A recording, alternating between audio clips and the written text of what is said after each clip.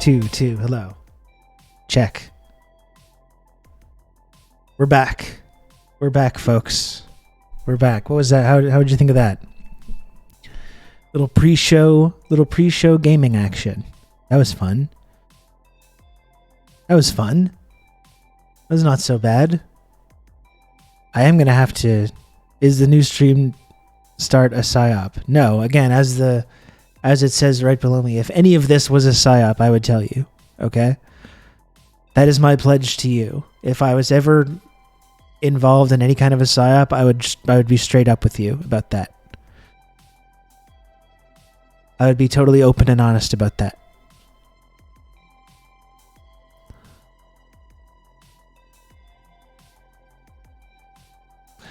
I like to think I gave you the gaming bug last night. Well, I don't know if I'd go that far, Lennon Smash, although I did enjoy tuning into your stream. I usually try to get a couple of games of Fortnite in, usually before I start the stream. So sometimes I'm like, well, why don't I turn this into content? Why don't I take this like thing that I do to enjoy myself? And because this is the kind of culture we live in, why don't I monetize that and commodify it and turn it into content? Because that's what I already do with all my whole waking life, and every single thought that I have, I turn it into content for people to consume. So I might as well take that as well. It is good content to warm up. That was a fun little discussion with Benny and Grom and Marcus. Got another victory royale. That was good. You all saw it. I was a tier 1 operator in that one. I enjoyed tuning in, as it were. That's right. Sleep stream. God, that's one thing that I would not be comfortable sharing with people. I'm not a pretty sleeper, folks. I don't go into too the details here, but that's not something that anyone wants to see. I'll tell you that much. Monetize every moment, every hobby. It's the capitalist way. I mean, it's like, not to get too like first year dorm room smoking weed commentary, but it is fascinating to compare our kind of modern panopticon with the sort of surveillance panopticon that Orwell predicted, and how we're all volunteering. It's not this oppressive view screens everywhere. It's like we put the cameras in and install them, and excitedly and willingly, and we love to do it. And it's like, yeah, please tune into please watch my content. Please watch me. Please. I want you to. And in fact, when you don't, it makes me feel worthless. We ended up more in the Huxley part of the spectrum.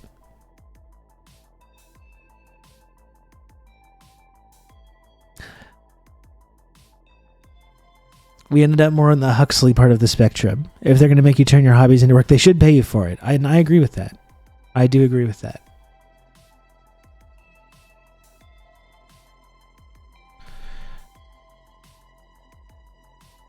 Closed off the gaming session with a huge dub for that one guy. Yeah, that was not good. So I didn't want to keep you waiting too long because I know there was people watching, so I wanted to make sure we were back.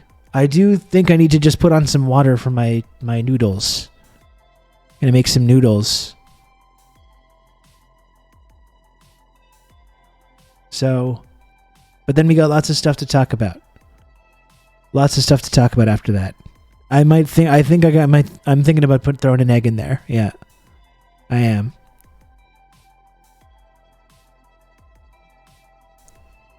I am seriously, strongly considering that. That is what's up. It is.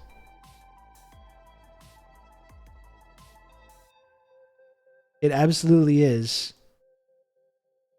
Quote unquote, what's up? Don't lose the egg this time, but we'll see. Listen, because we're going to talk about, we're going to continue talking about New Cold War and China stuff, and this story about Trudeau and election interference, and this CNN clip, and China's peace deal with Ukraine is the offer that they've been making, and the way that that's been like rejected by the States, while people in Ukraine seem to be kind of intrigued by it. I will just throw on my interview with Radio Free Amanda for a couple minutes. She, of course, came on the program a couple weeks ago, 2 weeks ago, whatever it was, and it's relevant stuff. So while I'm just taking a few moments to like get ready, which I didn't really have because I jumped right into the gaming zone today. So I'm just going to put on my clip with Amanda. You can vibe out to that. And then I'll come back. I'll have my noodles. And we can get down to business. All right? Here we go. Something that's kind of gotten exponentially more. Like, as you know, if you do ever watch this show, you know that the sort of like new Cold War and, the way our media, the kind of hysteria that our media whips up against China, it's been one of the main things that I've kind of focused on since doing this show. And it feels like it's something that's kind of gotten exponentially more insane as the years have gone by that I've been doing this. But like when I first heard about this balloon story, I think it was like Thursday night, and even with the coverage that I've done on this, I've talked about this a lot. I've thought about it a lot. I totally underestimated how crazy the freak out was going to be over this balloon. Like I really didn't think that it was going to be that big of a deal, and I was genuinely surprised, even with my knowledge of how our media loves to freak out about these very things. I was genuinely surprised by the absolute hysteria about this. We're like, I guess from what you were saying, like, were you surprised as well from this? Yeah, I mean, I feel like anything that happens, they'll use it as a way to kind of paint China in this like terrible light of how like it's operating spy operations against the US. But I really did not expect the like sheer level of hysteria around it. I mean, according to Chinese officials, it was a weather balloon. And to me, that seems, logical. It seems believable. It just looked like a small balloon drifting in the air. It was the size of 3 buses, though. That's quite large.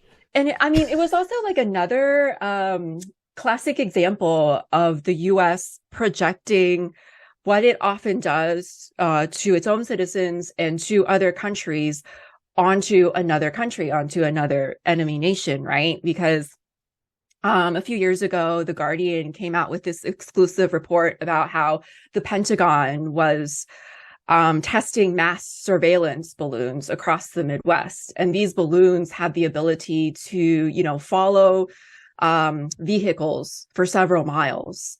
And then I think at one point, the US government was also testing surveillance balloons to use on Russia and China. But if you looked at the pictures, these were massive. They didn't look like the small balloon that this Chinese balloon was, And the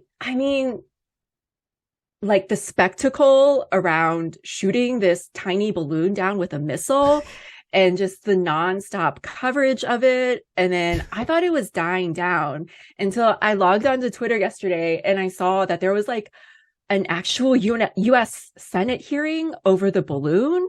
Yeah. And then I don't know, maybe this is an article that we can talk about, but I woke up this morning and there was this Guardian article. I'll send it to you in the chat about how China is using this spy balloon drama to quote unquote drum up nationalistic fervor, which is another classic case of US projection, right? Because we're on week 2 almost of 24/7 nonstop coverage over this stupid balloon. Yeah. Well, yeah, talking about projection. I mean, that's the amazing thing that I was wondering, people were wondering, like, what kind of intelligence can China possibly be getting from this balloon? Mm-hmm. And it's like, as we've been talking about, it's just taking a bunch of aerial pictures over the United States, which are very easy to do with the numerous satellites that are in the air.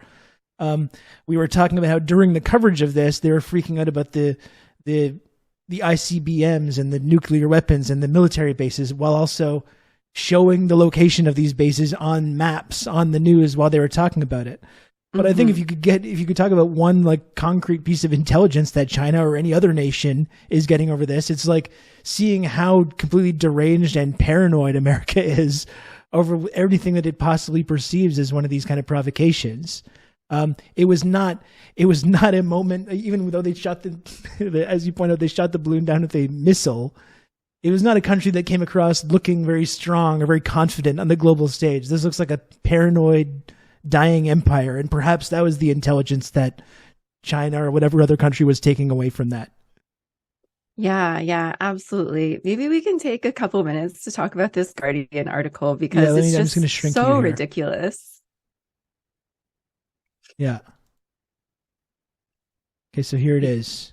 Yeah, China using spy balloon drama to drum up nationalistic fervor. Written by Verna Yu. And of course, these kinds of articles they always like solicit some reactionary Chinese American to write it, to give it an air of legitimacy. Sure, yeah. Is she a think tanky as well?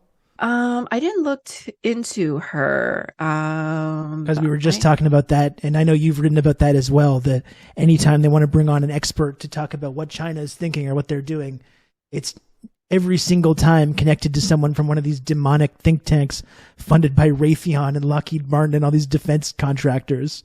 Oh, for sure. So I just Googled Verna Yu. She is not a think tanky, but she's a freelance journalist, and she has a PhD in history, specializing in the intellectual history of contemporary China. So she's an academic, which I feel like is just like a think tanky with more steps. Sure, yeah. But yeah, you're right.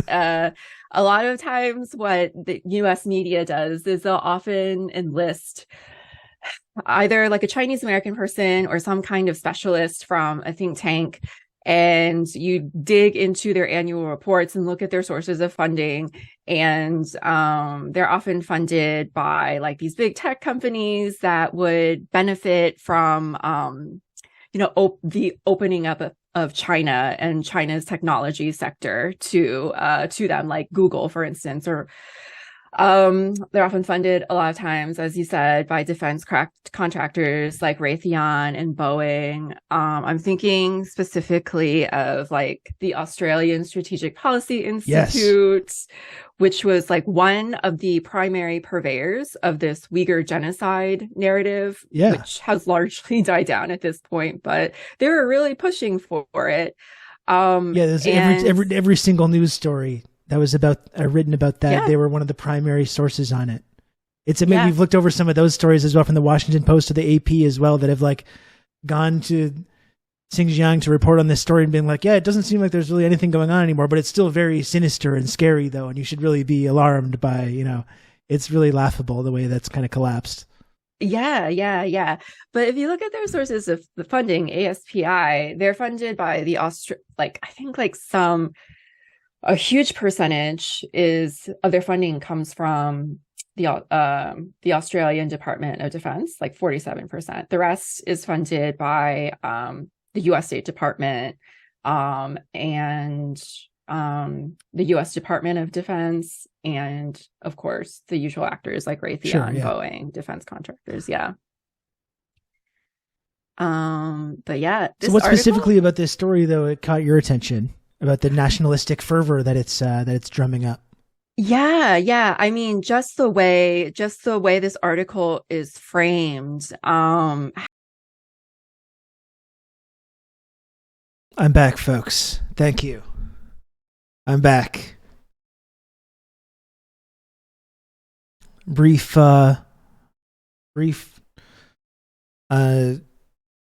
trip down memory lane, looking at our friend Amanda's interview, which was really great stuff.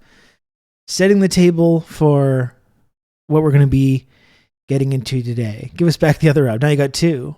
You got two Robs. Who's this guy down there? Who's this imposter? What's going on here?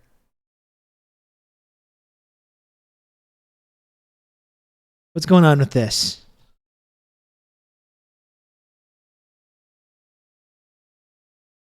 Rob versus Rob. That's right. This is what it's come to. This is what this has come to.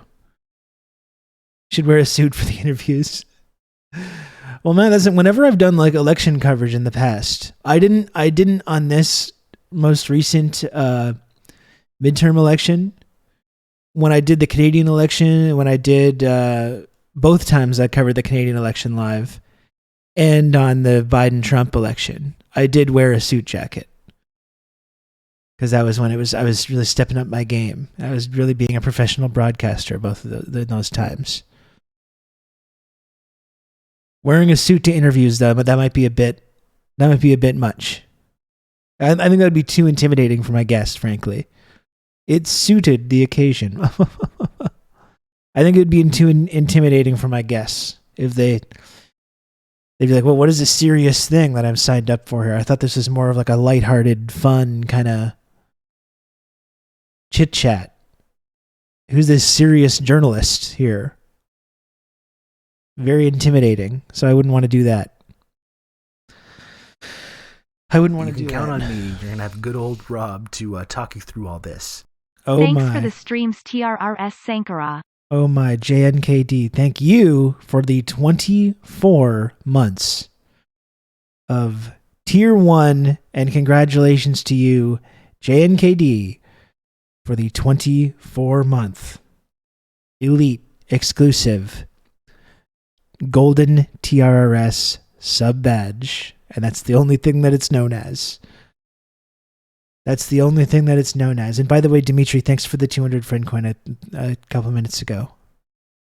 That happened when we were doing the gaming zone. It's absolutely not the color of urine. I don't even want to do this every time this comes up. It's clearly not, but okay. Not important. Okay, so I'm wondering if, while we're talking about this, this subject, which of course, is one of the main themes of this program.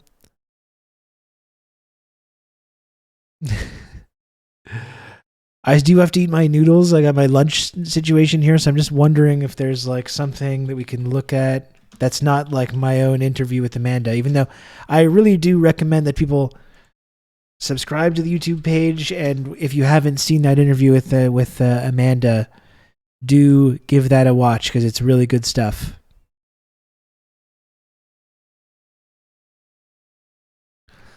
And subscribe to the YouTube page.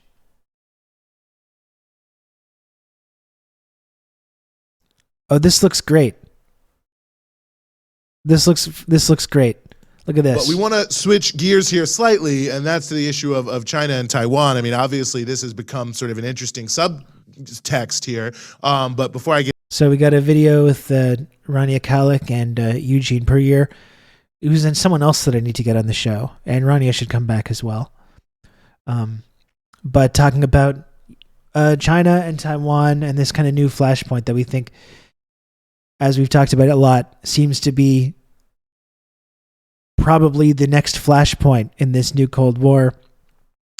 They're trying. Is Taiwan the new Ukraine? That's the question we've been asking ourselves. So we got this video with Rania and Eugene and Ken Hammond to discuss this while I make my noodles there.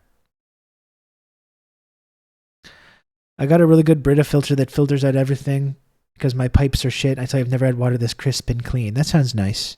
I'm a tap water guy, but maybe I shouldn't be. They did just replace the pipes out from my house of our drinking water because there was lead in it a couple years ago, and they did a whole thing where they changed the pipes. So I should probably just get the filter though, and when you get it out of the fridge, it's nice and cold. It's nice. It's a nice little treat. Got the old lead situation. Yeah, that's right. You don't want that. Don't worry, it was only a couple years of me drinking lead, though, so it should be fine. It was only like 5 years of lead drinking before they caught that, so no problem.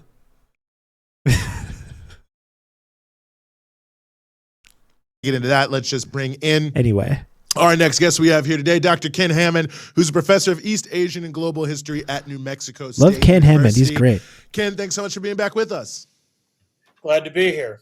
Well, we are happy to have you. And, it's interesting that a sort of subtext that the U.S. is now using in Ukraine is how this is actually sort of the dress rehearsal for China. Anyone notice the Rob seems a little more leaded than 2020 Rob? The other day where Senator Chris Let's talking about these pipes. And very close ally of Biden, for those who don't know, that Biden's whole strategy towards Russia is to help Ukraine as much as you can without degrading U.S. ability to respond to other crises like China invading Taiwan. And the reason I want to tee it up like that is it's almost now being talked about as a fait accompli in much of the Western media, not if, but like when is China going to do this military invasion of Taiwan? And it just feels like beyond everything else, that in and of itself is sort of an amazing point that despite of expressing no desire to invade Taiwan, China is widely being tipped to do so any day now. Well, yes, I think that it's pretty clear that the narrative that has been coming out of Washington and being spread by the corporate media in the United States is exactly that we face an imminent crisis that has been entirely generated by China.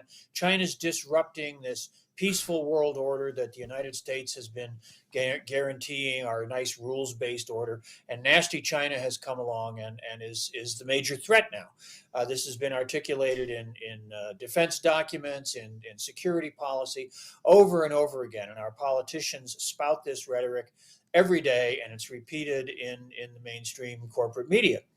Even though, as you say, China's position is and has always been that the status of Taiwan it's a domestic question. It's a question amongst the Chinese people on both sides of the strait that they will resolve in their own way, in their own time, without any need for outside interference. We simply and the United use the States, computer of course, to mark up official the position size of the American account. Government, which President Biden. Thank you, Dimitri, for the 100 franc coin. So our global order is in deep trouble. It's now more protectionist and more divided than at any other time since the collapse of the Soviet Union. Our post-Cold War complacency has seen autocratic states multiply in recent years. Now China and Russia are openly pioneering a competing vision, a post-West world order that we cannot afford to ignore.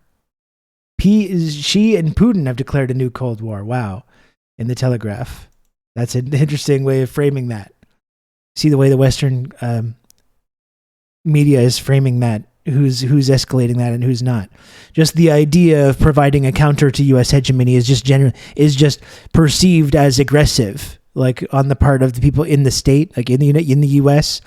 and in the kind of media establishment. It's just inherently aggressive to try and undermine our total global control over the entire global economic ecosystem. And by the way, we're going to look also at Trump's new announcement about how Trump is targeting China even more. While, we talked about the ways that Trudeau is being attacked for not being a hardliner enough on this, now Trump is going all in on the kind of China rhetoric, like I was saying earlier with the gaming group there, kind of starting to pivot towards this complete economic decoupling of China. Because there's this appetite for war. So for all these fucking dipshits who are like libertarians or whoever, or these MAGA communists or whatever they want to fucking call themselves, who are looking to people like Tucker Carlson or Donald Trump as being like sane because the Democrats and the liberals are imperialists, they think we need to make alliances with the Tucker Carlsons of the world. They are all going to pivot towards escalating conflict with China. And if you're falling for that, if you're getting pulled into that reactionary world because you think that these so-called conservative isolationists or whatever are going to be on your side in these winding down these conflicts and avoiding them, you're a fucking moron, because all of these people are going to go even harder on pivoting towards escalating things with China. Like we've been saying, that's what these like conservatives really actually want. They don't want they're not anti-imperialists. They don't want to go against the security state or the deep state. They want to separate the Russia and China alliance because they know correctly that they will not win fighting in a war on two fronts against these two kind of burgeoning global powers. And they want to separate the China-Russia alliance and then everyone go directly at China. So if you think that these people are on our side and we need to have an anti-war movement that includes these kind of reactionaries, you are a moron, because none of these people are going to, all these people are chomping at the bit to escalate things with China, no matter what kind of rhetoric they sometimes use about this. I'll point to Bush as well, right? George W. Bush is the same fucking thing 20 years ago when you had Clinton in power and he had been involved in all these bombing campaigns and sanctions. And then George Bush comes along and says, like, I don't believe in nation building and I want to get out of these conflicts and stuff like that. And people believed it then. And then what happened as soon as he was in office? They pivot towards a disastrous 20-year war in the Middle East. So if you think these conservatives are on your side in this movement or that they're going to de-escalate with China, you're a dumbass. I'm sorry to tell you. Rather, duplicitously restated recently when he talked with Xi Jinping, is that the United States, of course, the United States acknowledges the one China policy. There is only one China. Taiwan is a part of China. That is the official commitment of the United States government. And yet American politicians, absolutely, and Lana, the rhetoric of President Biden himself is constantly undermining that, constantly violating the terms of that policy and the terms of the communiques and the agreements that both governments have agreed to, have signed on over the years. But this mythology, this narrative of China as the aggressor, China as the hostile power, if you repeat that often enough, it just becomes the conventional wisdom. And that's what they want. They want to put the American people in a state of mind which says China is our enemy. We need to be afraid of China, rather than, China's trying to deal with this issue of their own. And really, shouldn't we be trying to find ways to solve things like global warming and global economic inequities and, challenges for development? Wouldn't it be nice if we could work together and solve those kind of things? But as long as China can be portrayed as our enemy, like I've been saying, it's just amazing that very real, very reasonable viewpoint that Hammond is articulating there has become so like taken out of our discourse that it gets perceived as this radical, like completely out of bounds commentary.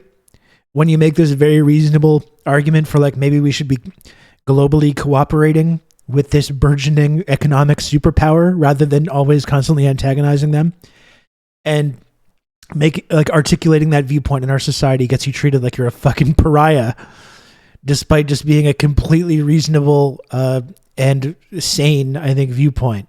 In fact, significantly more sane than the current course that we're on towards like existential conflict, which is going to be fucking disastrous for everybody. The aggressor, as the attacker, then it lets America off the hook, American elites off the hook for trying to solve problems that are really an existential challenge for the American people themselves. Yeah, it's also the issue of, the U.S. constantly making this comparison between Ukraine and Taiwan suggests that China has any interest in even invading Taiwan, which China has repeatedly has said it doesn't. But the U.S. is constantly trying to provoke. What is the danger there? I don't foresee a future where China would actually invade Taiwan. Unless its security was somehow incredibly threatened. But what is the potential danger here if the U.S. continues to escalate over this issue? Well, the danger is pretty straightforward in that what American actions and many American words are designed to do is to frustrate China, to provoke China. It's like you're poking them in the eye or going up to somebody and poking them in the chest and challenging them over and over and over again in the hopes that they'll take the first swing. And then, of course, then you can say, well, look, they're the aggressors. All we're doing, and this is the line that we just heard about Ukraine, all we're doing is being defensive. We're just protecting ourselves. So the goal is to provoke China. And I have to say that China has been remarkably restrained.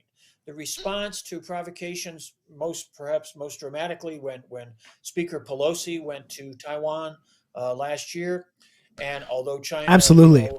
made some gestures with its military, Incredibly restrained. didn't do anything that was actually threatening to Taiwan.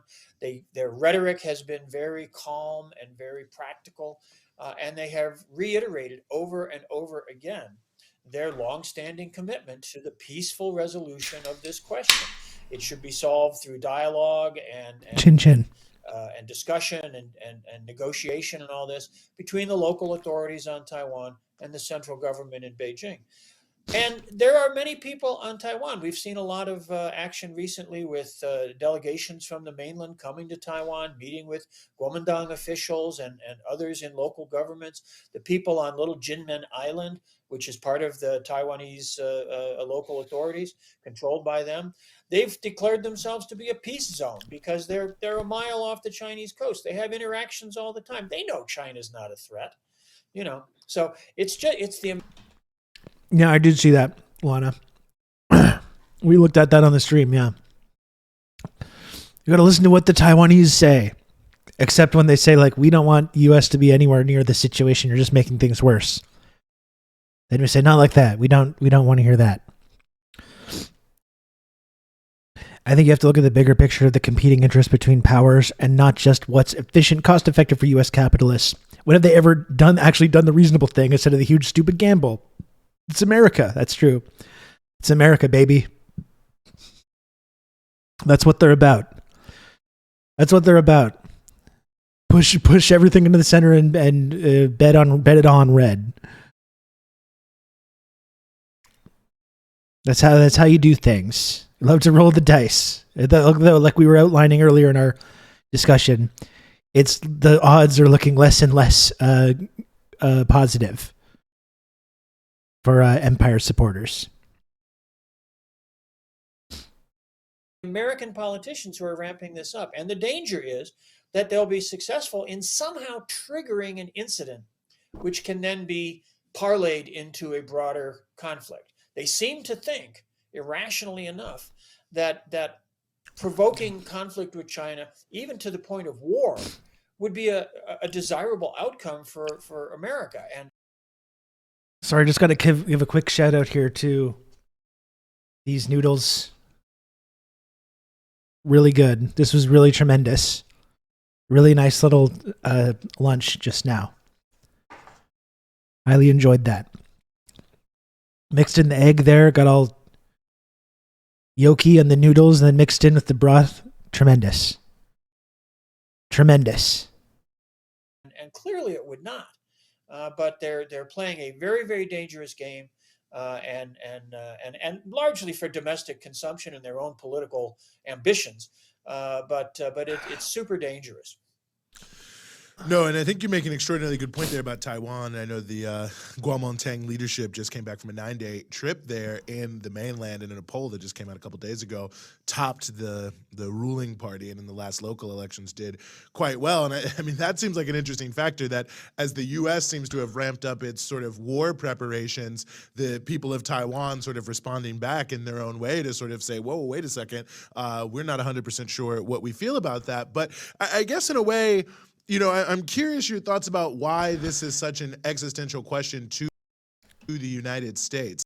I mean, that's kind of what I've been saying, and what I hope people that are in Taiwan, even people in Taiwan that are more open to this kind of like separatist or nationalist sentiment, or pro-Western, they want to have a kind of a Western style democracy and they don't want China's system enforced on them. I really hope that there's people even in that sort of political ideology that are paying close attention to what is happening in Ukraine right now and asking themselves whether the result has been good for people that live in Ukraine, or whether even like you're seeing what's happened to the Ukrainian economy, what's going to happen to Ukraine after the conflict is over, the part of Ukraine that's still technically neutral and technically kind of allied with the West. The way that their entire, all labor protections have been destroyed. And it's just completely being set up to be totally exploited by these oligarchic multinational interests. And, I hope people around the world that are considering or have the option to become these kinds of U.S. proxies are paying close attention to the way. And again, the U.S. has been there time and time again for the people of Ukraine, giving them more weapons to continue their war. But now that that's gone on for an entire year, I don't even know how many people have been killed in that process. It still looks like Ukraine's going to lose territory, which could have been decided before the conflict even started, or it could have been decided at any point over the last year. I hope people around the world are paying close attention to that and what it means to agree to be a Western proxy. I went on a bit of a rant about this the other day. It remains true, though. This is what happens when you become a Western proxy. You get used. You get used, and your country gets turned into a meat grinder for no one's benefit except the most reactionary elements in these societies, the oligarchic interests, the elites. They're the ones that benefit from that, and everyone else gets totally fucked. So I hope that people around the world do pay close attention to what's happened in Ukraine and factor that into their thinking about whether they're going to agree to be used by Western imperialism to the same extent that the Ukrainians have, because it's been a disaster. Because obviously the issue of Taiwan This is what a happens, deep issue Larry. for China itself. It's a part of China divided based on the politics of the country there at the end of the Civil Is this your War. homework, Larry? But for America, I think for a lot of people, myself included, sometimes you wonder, why is specifically this such a key issue for U.S. imperialism to potentially risk nuclear war over? Well, I think it's a critical issue for American imperialism precisely because it is such a fundamental concern of China. Taiwan is part of China. Historically, for hundreds of years, Taiwan has been part of China. And the only reason that there is a local authority on Taiwan today, which is not normally integrated with the government of the rest of the country. Not exactly a lightweight. Oh, bulk of the series. Jesus. We're getting way off base here now with this. This is when you start when you start doing Lebowski riffing, it becomes very difficult to concentrate on anything else.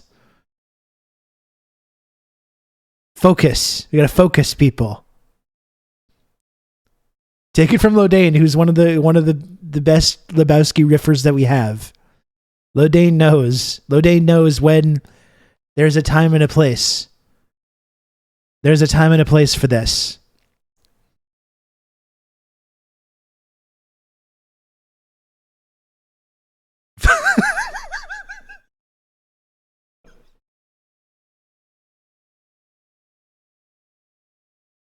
Phone's ringing, dude.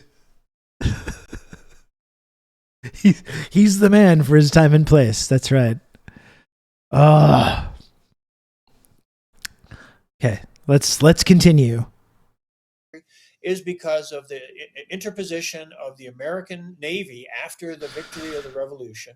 Back in 1949, 1950, the U.S. Navy put itself in the strait to protect the remnants of the nationalist regime on the mainland who had fled there, had massacred thousands of local Taiwanese people in order to control them because they didn't want them coming there, but they took over the island. They've remained there ever since. They held it under martial law for over 50 years.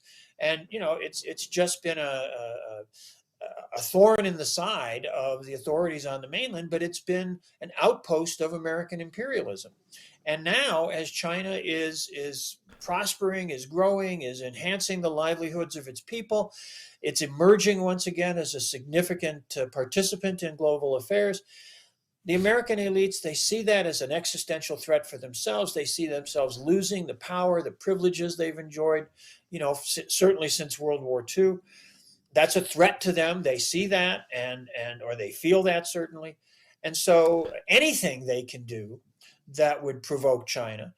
Certainly, Taiwan is not the only thing they're doing. The South China Sea, the support for insurrectionary activities in Hong Kong, the efforts to demonize China in various ways, All of these things are part of a comprehensive strategy to try to thwart China's development, stall China's reemergence as a force in world affairs, in order to preserve the hegemony, the dominance of the United States in the global system. And that's a fool's errand, because these are deep structural changes taking place in the world that they're not going to stop. And all it does is alienate people in China. All it does is drive a wedge between Americans and Chinese. And it's it's just not something that's gonna work to the benefit of people anywhere, especially in the long run, the American people themselves. Mm-hmm. Mm-hmm. Well, Dr. Kinhammond, as always, it's great to have you here. Very generous with your time with us at Breakthrough News, and thanks for helping us sort through it all once again. Glad to be here, Rania, Eugene. Good to see you guys. Take care. Love those quick hits from Breakthrough News. Great stuff.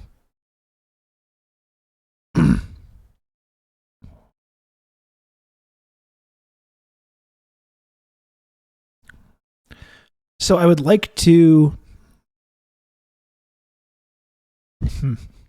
They got a VJ video as well. You know what? Maybe this is probably something we should take a look at as well. We want to now turn our attention to the topic of the week. That we got is VJ as well. Anniversary, 1 year anniversary of the start of the Russia-Ukraine conflict. And to start you know what? Because we're focusing on China, and this is just a couple days old, I did want to pivot to... I would like to keep that in my list. And I wanted to look at some of the things about this China peace deal. Not only the ways that China is trying to get involved in this conflict, but something very interesting that's going on with this, the way that China has entered into this, and the way that the US is reacting.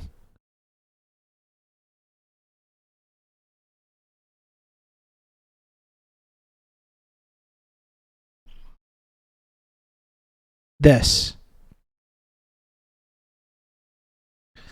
So Beijing just put, we can take a look into this deal that's on the table here. But this, I think, is the main takeaway, though. The way Zelensky responded by being open to some parts of their proposals to end the war, would like to meet with Xi Jinping, and then you have the American response that says, no way. Dismisses China's Ukraine peace proposal as an attempt to distract.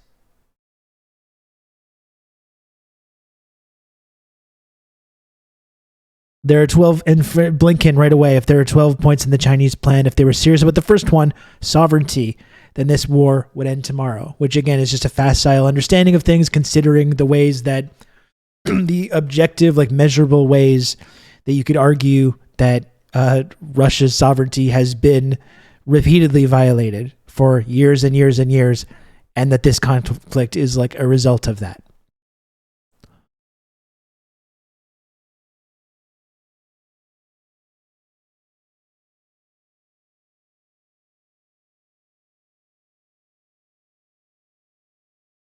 One of Russia's few allies emerged with a proposal to end the war. China is willing to play a constructive role in politically resolving the Ukrainian crisis, Beijing announced.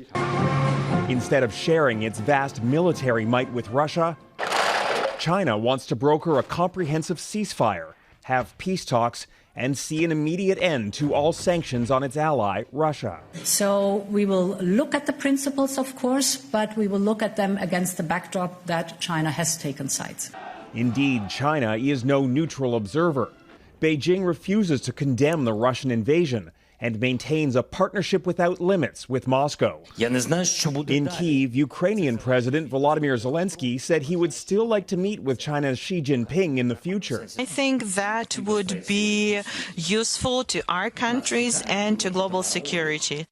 Ukraine says any peace plan must start with the complete withdrawal of Russian troops. 1 year ago, Beijing not neutral because they've remained neutral. Yeah, I'm totally going insane. I mean, that also is just this very bizarre and that Western colonial mentality and the Cold War mentality, when America and NATO and all these Western countries, the rules-based order, have obviously taken sides in this conflict, obviously, and are just pumping billions of dollars worth of weapons into one side of the conflict. But then they chastise countries such as China for remaining neutral. Right? And they say that being neutral is somehow supporting the one side or supporting the wrong side, when they're clearly just picking one side, and that's just allowed to be, that's like totally okay. Of course, it's all right for us to just pump billions of dollars worth of weapons fueling one side of this conflict, and it's inherently wrong to try to remain neutral in any way. Or suggesting, again, like that it's somehow wrong for China and Russia to have an alliance, or that that's inherently some kind of immoral or aggressive act on China's behalf, when it's just like they reserve the right to make these kind of alliances, to make this like these bilateral ties and arming and funding wars in other countries. But the idea that another country could choose to support the other side, it's like illegal. It's wrong and illegal that they would ever suggest that. You know, and now this is how they're being treated, even though they're stepping in, remaining neutral and in commitment to true neutrality, trying to stop the conflict and trying to respect both Ukraine's and Russia's sovereignty and finding a solution so the bloodshed can stop. And that's framed in our media as being this like inherently hostile thing that we need to be like alarmed by, or it's just inherently wrong because they have an alliance with Russia. So that just means that they're not allowed to be involved in any way in mediating the conflict, you know? It's illegal not to buy our dirty fracked gas. That's right. What's wrong with you? I think it's illegal when other countries act like they're sovereign nations with their own goals and priorities, instead of just accepting their fate as vassal states of the United States, as is natural and good. I mean, this is like, when you put it so succinctly, it seems ridiculous, but this is the mentality. Like, this is the mentality of our media class and our political class. That when other countries assert their sovereignty in any way that goes even remotely against our never-ending and like just unquestioned hegemonic leadership over global affairs, that's like inherently wrong and bad and terrible. And again, yeah, that's getting on my calipers to decide whether you can run the country. That's right. That's ultimately what it comes down to. And yeah, Lana, we did take a look at that. We took a look at what the foreign ministry put out about America and how triggered Americans were by it, by literally just stating facts about how the United States has engaged in the rest of the world. One shift we're really seeing right now that we've been talking about lately, which I'm very interested in, is the fact that China is slowly being less and less polite about the constant antagonism and the constant provocations and the way that we talk about them in their media. They're having less and less patience with dealing with the bullshit, the hypocritical bullshit baby talk of the Western countries. They're still being very patient, but ever so slowly, this veneer of civility is being kind of stripped away from the way that they're responding to it. And that's something that I find kind of interesting to look at. Yeah, they're still being, I agree, they're still being very diplomatic. But again, they reacted to, like, I looked at the comment from the ambassador to China that's like, this is just propaganda, the fact that you would release this horrible disinformation, and it's literally just a list of factual statements about how the United States has engaged with the world over the last few decades. That's literally all it is. But America views this as talking about the truth as being like inherently provocative, though. Well, it is provocative. They have this legacy of mass murder and corruption and coups and destabilization and economic sanctions. Like, it is horrible. And when you point out real facts about that history, yeah, America does sound pretty bad, but they are still, that doesn't change the fact that they're facts. The facts famously don't care about your feelings. And if you're American and you find it offensive when people raise factual statements about how your country is engaged with the world, you should blame the people that made these decisions that have this legacy of violence and brutality extending across the entire globe. I would go ask them about it, and don't blame China or whoever else for bringing this stuff up. They don't like it when Russia says it either. No, in fact, it's always been this kind of factual understanding of the way the United States has engaged with the world is always deemed Russian propaganda, right? It's Russian propaganda to say factual things. I mean, this is what the Soviet Union was about, right? During the previous Cold War, the previous Red Scare, this evil Soviet propaganda, they frame us as being this warlike nation of colonizers and exploiters and murderers. Can you believe this? Can you believe this crazy communist propaganda? I can't believe they would say these things. They say that our prison system is the biggest prison system in the entire world. Unbelievable the way these lying communists share this kind of black propaganda about our country. Facts are very inconvenient to the American imperialists that run the world. Let's continue looking at this coverage. At the UN Security Council, Western allies quickly rejected China's proposal. Members of this council should not fall into the false equivalency of calling on both sides to stop fighting. No member of this council. How dare you call on both sides? Fucking America is just unbelievable. These fucking people are unbelievable. I can't believe that in your peace talks for this war that you'd have the audacity. You're going to have good old Rob to talk you through all this. You'd have the audacity to claim that both sides need to stop killing each other. Like, fucking, these people are just absolutely shameless. Fernan Tuck, thank you for the 9 months. Stream baby of Tier 1. Thank you. Thank you, Fernan Tuck. And by false equivalency, I mean regular ass equivalency. That's right. Can you turn up the volume on the video? Let's see. Yes, I can. Should call for peace while supporting Russia's war on Ukraine and on the UN Charter. With its plan, Beijing seems to be sending a message. Respecting Ukraine's sovereignty means respecting China's too, especially when it comes to the future of Taiwan and the growing U.S. military presence on China's doorstep. Some country, while stressing sovereignty and territorial integrity on the Ukraine issue, is blatantly interfering in other countries' internal affairs and undermining their sovereignty and territorial integrity. That's very China true. and Russia are both clear they want a new multipolar world, one that counters the power of the U.S. and NATO. Caught in the middle is Ukraine, where the year-long war is increasingly a battle for the future global order. Jackson Prosco, Global News. I mean, they're kind of straight up admitting it, aren't they? They're saying Ukraine is the battle. They're literally saying that it is a NATO proxy war, right? That's what they're saying. They're kind of admitting that. He admit it.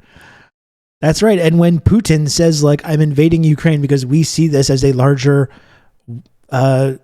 fight against the Western countries and against NATO, and this is just the battlefield where it's happening, he's not exactly wrong. They're literally admitting that on TV.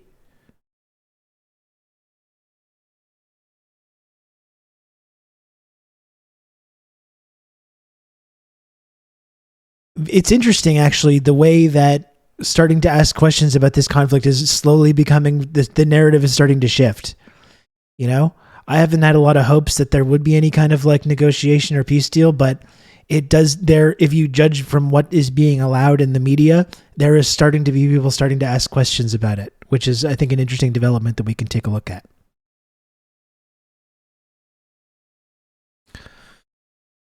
And again, it's they laid that out pretty clearly. There's two visions of the world right now.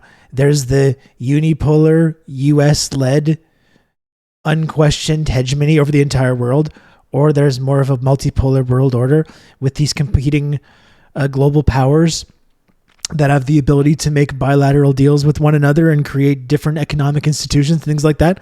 That's what's on the table. And they kind of say these things and frame it as being, that's inherently wrong. But, for a lot of people around the world, I think it's a very, very reasonable thing that they're trying to work towards. a world where they can get out under the thumb of the constant belligerence of the world's only like major superpower. I mean, that's been a disaster for most people around the world. It's been great for Americans and Canadians and other countries that kind of like are part of the empire. But for the rest of the world, it's been an absolute disaster. So that's actually, I think, a pretty reasonable goal that we should actually support. And they're literally admitting that Russia and China are on that side.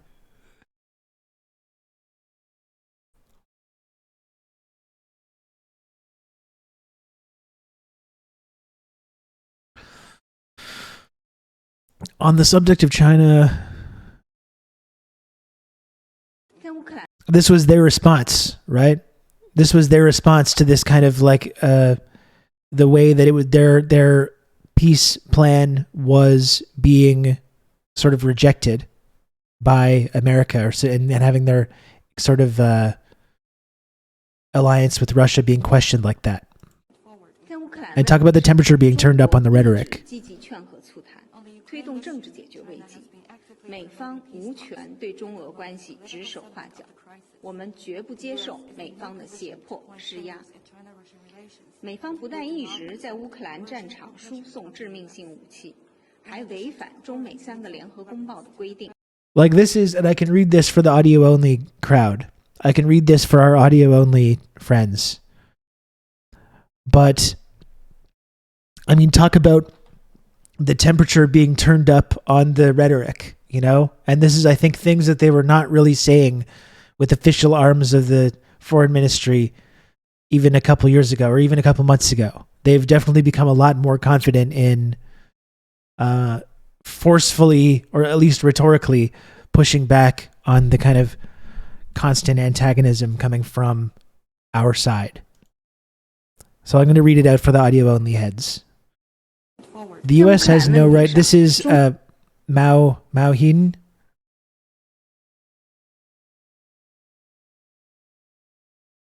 Mao Ning from the Chinese Foreign Ministry. She says the U.S. has no right to attack China and Russia relations. These are typical Washington unilateral sanctions that harm China's interests.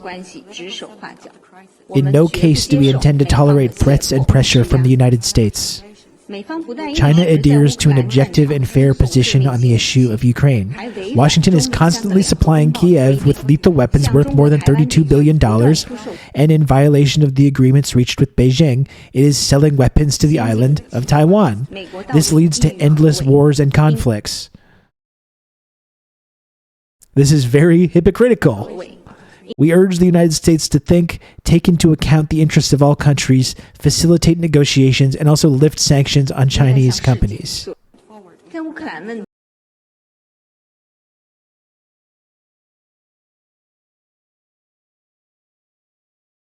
Always fair and correct. That's right. There's a link to the tweet there. Why are they being so aggressive? That's right. Why are they being so aggressive? Find the lie. Find the lie in there. This was an interesting clip that I wanted to see too. This segment from CNN in 2014. The way that, considering when you talk about the context of this war, you know, people talk about, well, the war started in February 2022, you know? Or they say, oh, it started with the annexation of Crimea, always taking away the sort of Euromaidan and this civil war that's been happening in the Donbass, and that context being completely removed from that discourse. And then this clip from CNN from 2014 talking about this. Petro Poroshenko will have a hard time winning back hearts and minds in this city. As the people of Donetsk sweep up the debris of their homes and livelihoods, they are hardened against a president they say is killing his own people. We are Ukrainian, but they kill us, this man says. So we probably need our own country, because these people in Kiev, they are not brothers. This is 2014. This is 10 years ago. Homes days ago. but the tears are still fresh.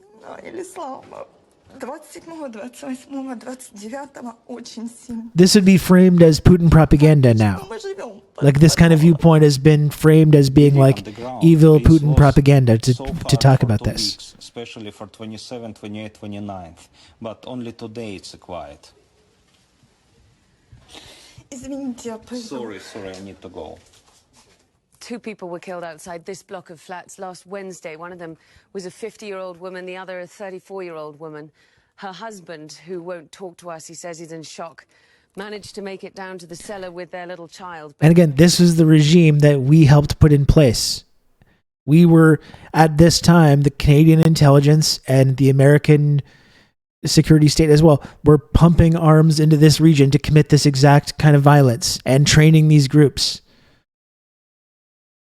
Right? And that doesn't count as provoking, like that's not a provocation. We're surprised that eventually after 10 years of this, Russia says like, okay, enough of this. Again, you don't have to like it. My point has always been, you don't need to support Russia or support any invasion or any escalation of this violence, but like pretending that we weren't directly involved in creating this is just not, that's not an opinion or an idea, that's an argument that's tethered to reality in any way. Like, it's just not.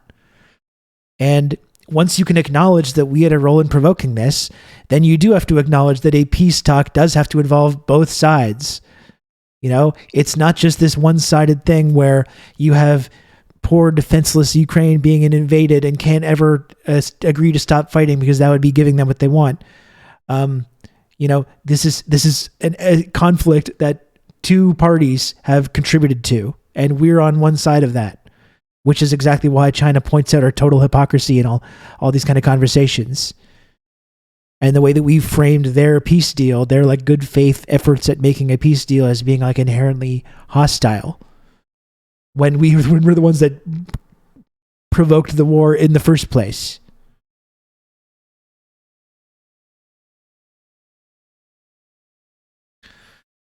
Well, this is interesting too, Matron's Militia. This is my critique of the multipolar discourses, that unipolarity does not exist scientifically.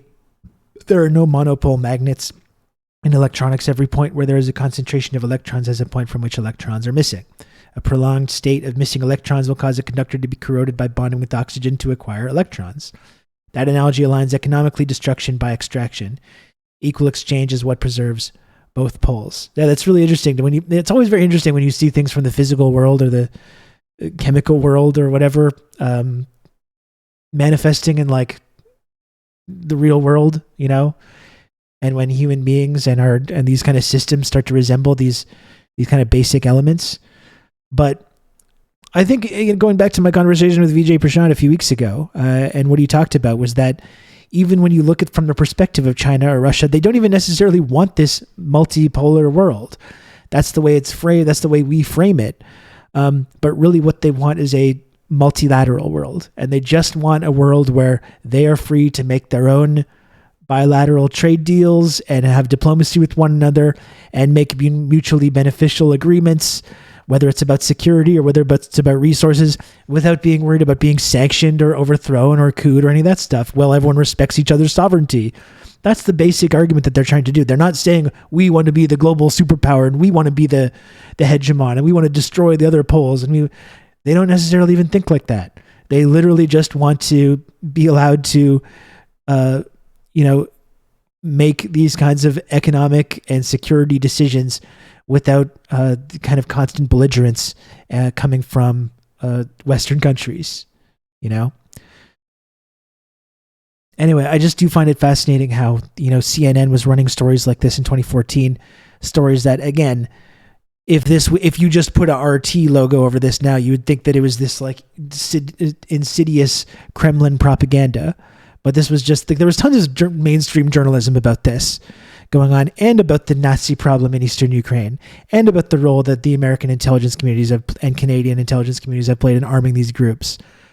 All kinds of real reporting on this. And then after February of 2022, everyone with a collectively, like with this big mainstream media platform in the West, all decided to just be like, okay, well, we're forgetting about all that. We're never going to mention that. And we're going to point our fingers at anyone that does mention it and call them Kremlin propagandists. You know?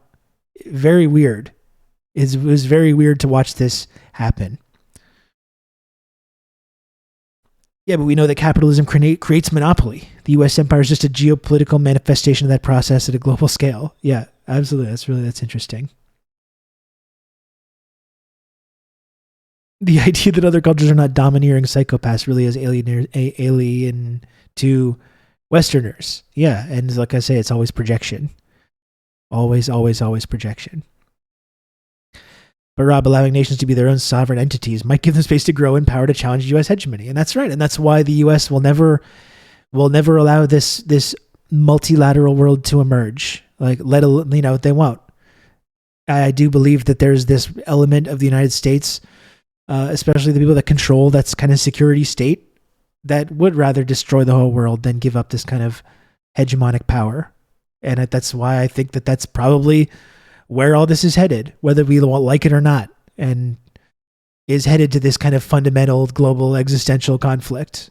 I wish it were not the case, but it's precisely because of the inability of these kinds of Western imperialists to surrender even an iota of their power that makes me not have a ton of hope that that future outcome can be avoided. The dying empire is going to do crazy shit on the way down. That's right. That is right. Like we were saying earlier in our chat, I think Benny was talking about this, about how, the future is already written in terms of like the U.S. empire. Like it is collapsed. It's a zombie empire, but it's still, I think the analogy was really interesting. It's got gas in the tank, but there's not a gas station for miles. So it can still go for a long time even, or a significant amount of time, but the outcome has already been kind of determined. But again, this is an empire that is dying, that also has, 800 global military bases encircling the world and is armed with enough nuclear weaponry to destroy all of humanity. So that's the kind of scary thing about that. Yeah, it's going to be fucked up. That's right. And that's why, I don't want to assign us as individuals too much self-importance on this, but it is like the only thing we can do as individuals is recognize these forces these gathering forces that are leading us down this path of destruction. And even if we can't impact the decisions that our leaders are making, and I'm not sure that we can, no matter how many protests we put together or how many, signs we go wave around, I don't know if we can really stop this machine from taking us off a cliff, but I do think it's still important, no matter what happens, to maintain our analysis of it and to refuse to be pulled into this vortex of propaganda and equivocation as these things happen, and to, no matter how hard it gets, hold the line on that and continue to oppose this with everything we have and continue to make these arguments.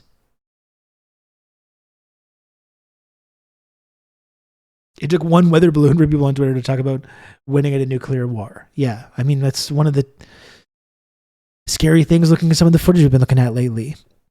The way that Chinese diaspora citizens in Canada and elsewhere are starting to have their loyalty questioned.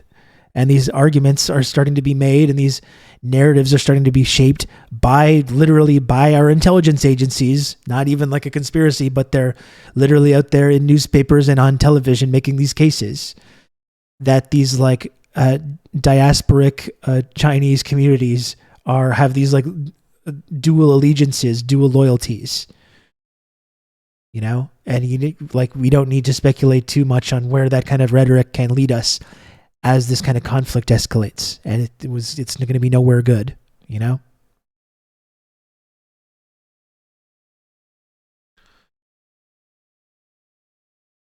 We can organize and create movements so we'll be ready to seize the controls of the apparatus before our bourgeoisie further global destruction. Yeah, I mean, I can be cynical about this kind of stuff, but in previous revolutionary periods as well. As we've talked about before, there's plenty of people that had no idea that within a few short years they would get the opportunity to reshape society in the ways that they were able to. So you got to hold the line, though. Hold the line. Harden your hearts. That's what I keep saying, right?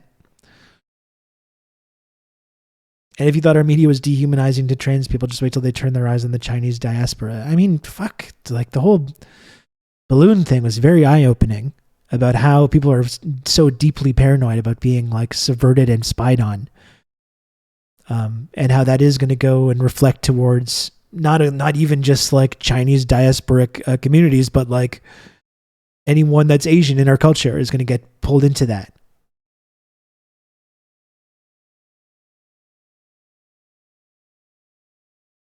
In view of the fact that they're being deceived by the bourgeoisie, it is necessary with particular thoroughness, persistence, and patience to explain this error to them.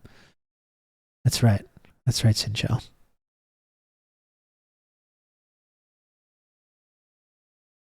That's absolutely correct.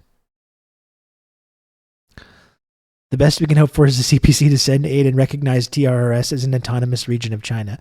I've talked about it before too, but I do, like, in the way that there's these like Ned-sponsored like ethnic groups or dissidents that get recognized by America and get recognized at the global scale.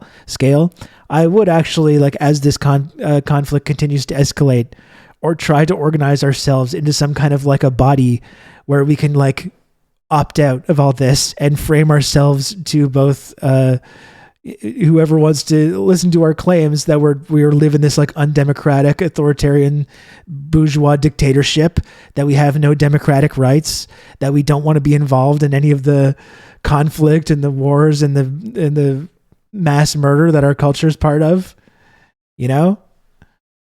And see if we can get recognized, see if we can make an appeal to any of these international bodies to recognize us as like political dissidents in the way that the CIA and these Ned-sponsored groups recognize dissident groups for in official enemy countries around the world, like an official version of the President Xi please send help kind of meme. Yeah, I think we should actually do this. Yeah, the prime minister. I mean, do I need to be the prime minister in exile? No, but if anyone wanted to put me in that position, I could take up the mantle.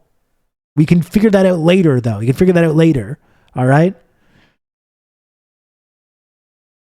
I'm training to be a socialist bureaucrat right now. I'm going to be the Juan Guaido of Canada. I think that's my ultimate goal here, is to be proclaimed official leader of Canada in exile with no actual political power. That's my end game here.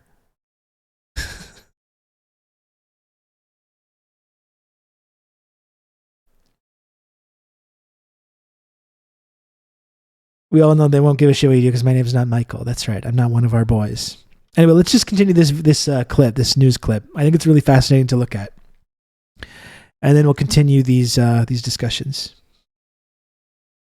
She just didn't have the time. And this is a story that repeats itself over and over in dozens of apartment blocks, with civilians being killed by the constant shelling around Donetsk.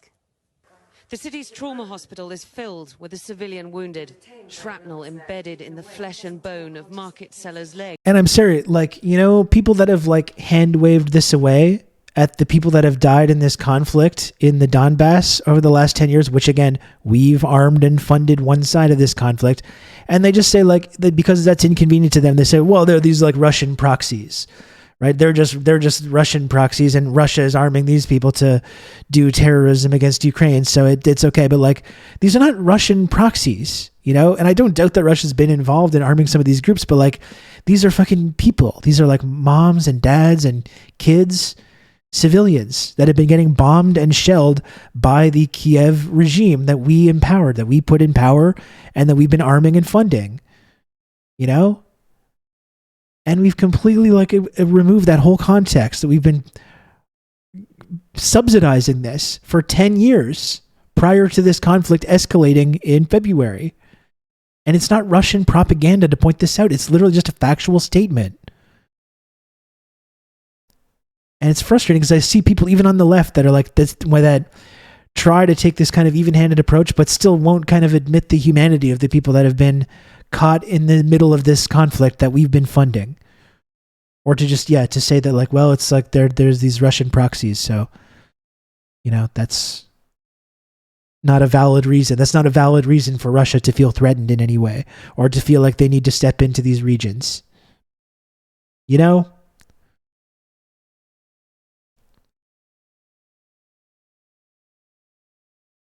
Yeah, absolutely. Kira V, absolutely. They might be Putin's spies. That's right. It's sad though, and I wish people would. And again, this is CNN. This is CNN for 2014. I know we've all agreed to collectively pretend that this didn't happen, but like there was plenty of mainstream reporting about this. And again, you can draw this direct line from the Orange Revolution in 2004, which we've openly admitted was an op that we were involved in, to the Euromaidan, where you have the call from Victoria Nuland. You've got John McCain and Hillary Clinton showing up. You've got 2 years later, John McCain and Lindsey Graham meeting with the Azov guys saying, here, we'll get you whatever weapons you want. Just take the fight to the Russians. We've got footage, all the coverage of the war in the Donbass that's been going on. And people want to still deny America's role in that? Like, it's just unbelievable to me that you can even, the mental gymnastics that it take with all that evidence. This is not a conspiracy. This is not Kremlin propaganda. This is like documented video evidence that we've seen over the last 10 years. And people are going to say that we had nothing to do with it. That it's an unprovoked invasion. It's just, how do you even have a discussion about this subject if you can't even agree on just the basic reality that's taken place over the last 10 years in the lead up to this?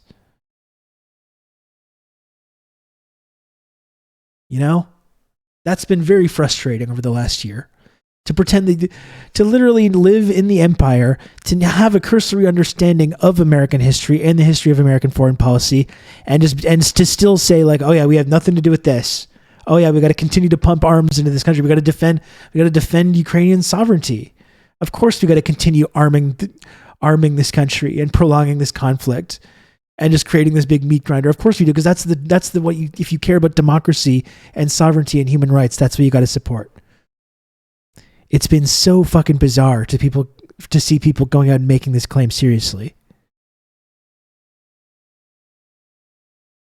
Yeah, and then can you imagine why China might see Pelosi or other U.S. politicians visiting Taiwan, let alone arming Taiwan, which they are doing, and see that as being a provocation to them and a red line for them.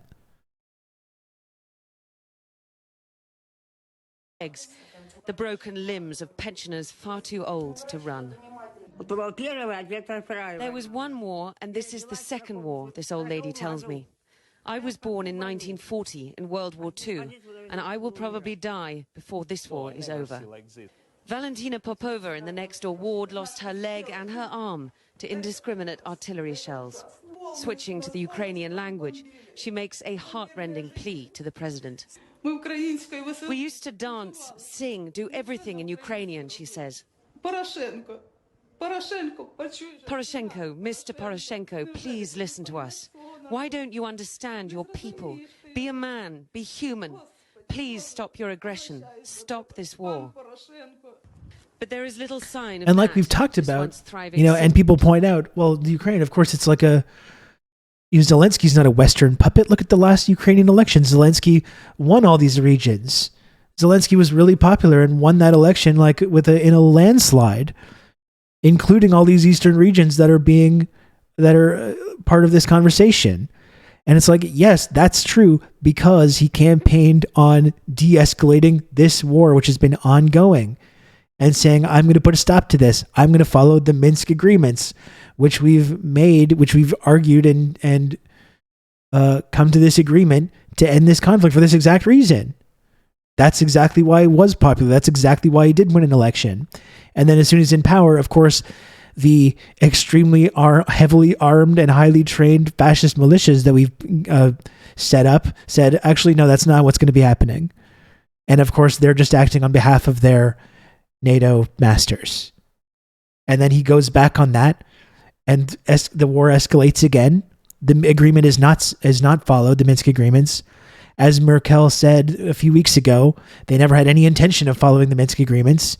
All these Western countries that were involved in negotiating that, they were just buying time so they could continue to arm and train Ukraine for this exact conflict.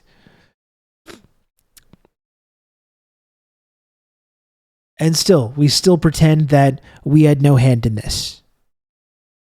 And that's exactly why. If you believe that this is just this completely one-sided, the unprovoked illegal Russian invasion, whatever it is, then of course you can never have a peace deal that says both sides need to de-escalate and both sides need to stop.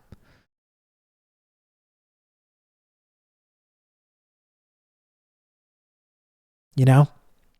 Of course, that could never be an outcome that you could support. The city is now half empty. I mean, that's the end of that. Pretty interesting. Why don't I take a look now at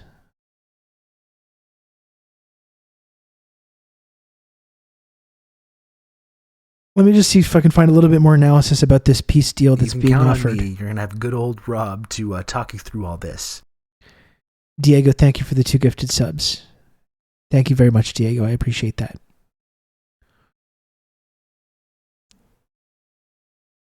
He's a corrupt Pandora Papers ghoul. Yeah, and who knows if he was ever serious about that, about these kind of like peace talks at all. You know, he is a fucking actor.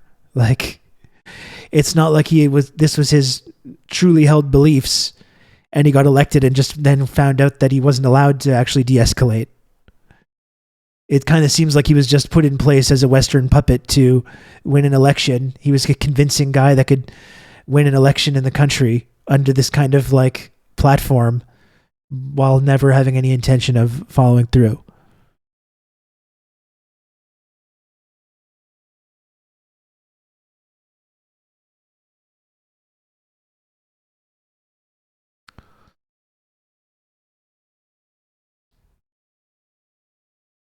Let's look at this Sky News segment. Professor Michael I'm sure this will be Clark is deeply joining me reactionary. again in the studio. Michael, just outline for our viewers the contours of the relationship between Russia and China over the last 12 months, and indeed, how significant is this 12-point plan from China? Yes, I mean, China won't condemn Russia outright. There have been 3 big votes in the United Nations in the General Assembly. The last one was this week.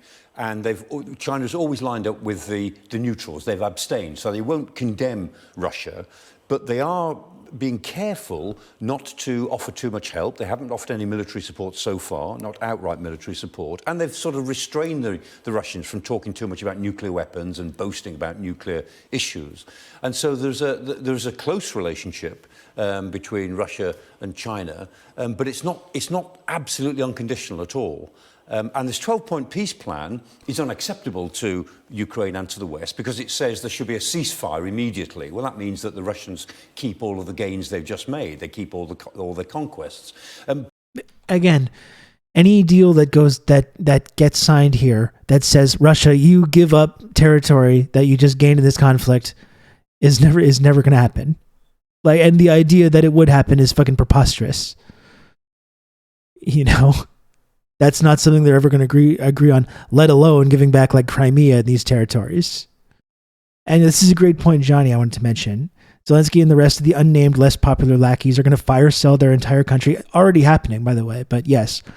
Going to fire sell their entire country to the lowest bidder from the U.S. as it becomes a crypto bro haven, a Friedman wet dream 2.0, all the worst parts of post-dissolution Yugoslavia with ethnic, religious, and political tension, with all the worst parts of economic structuring that Pinochet's Chile had.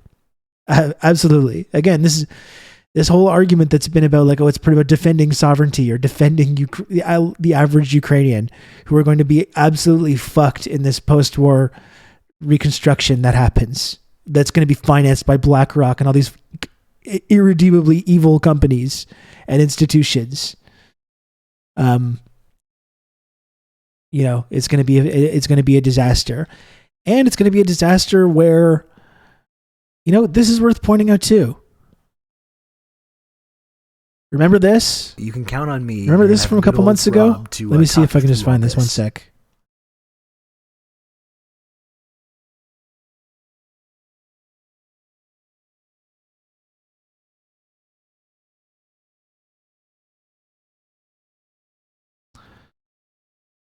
Remember this little piece from Yahoo News, January 13th, 2022. CIA, right before the conflict kicked off. CIA-trained Ukrainian paramilitaries may take central role if Russia invades. So even if this peace deal is signed, there are, as mainstream journalists in America pointed out, CIA-trained paramilitaries that are going to be certainly in these regions still engaging in this kind of like stay behind Gladio style state-sponsored terrorist attacks. Like, this is literally what these people have been trained to do. And again, before the conflict broke out, there was plenty of reporting to back this up, even though pointing this out once the invasion started became, Kremlin propaganda. LS, thanks for the gifted sub. Thank you. Very kind of you. Thank you. But remember this, though. Right? Like, this is not the gray zone reporting this. This is not RT. This is mainstream reporting talking about this. Or you can go back to 2015, all the stories in the Ottawa Citizen about Canadian intelligence training and arming these same groups. Plenty of mainstream reporting about this that we could take a look at. And we know exactly what these CIA-trained paramilitaries have done in similar proxy wars throughout the decades. And the way that these people are specifically trained to commit brutal atrocities, often as false flags. That's just a fact. That's not a conspiracy. That's not a conspiracy. We've read the CIA handbooks and the training manuals. That's not a... that's not an outrageous statement. That's literally what these groups are trained to do, which is why, again, as uncomfortable as this makes some people, sometimes when we see certain big news stories about horrible crimes that happen in this context, I do sometimes question how accurate these stories are, and I don't think they're things that we should just take at face value when they're reported in Western media about who is responsible for them.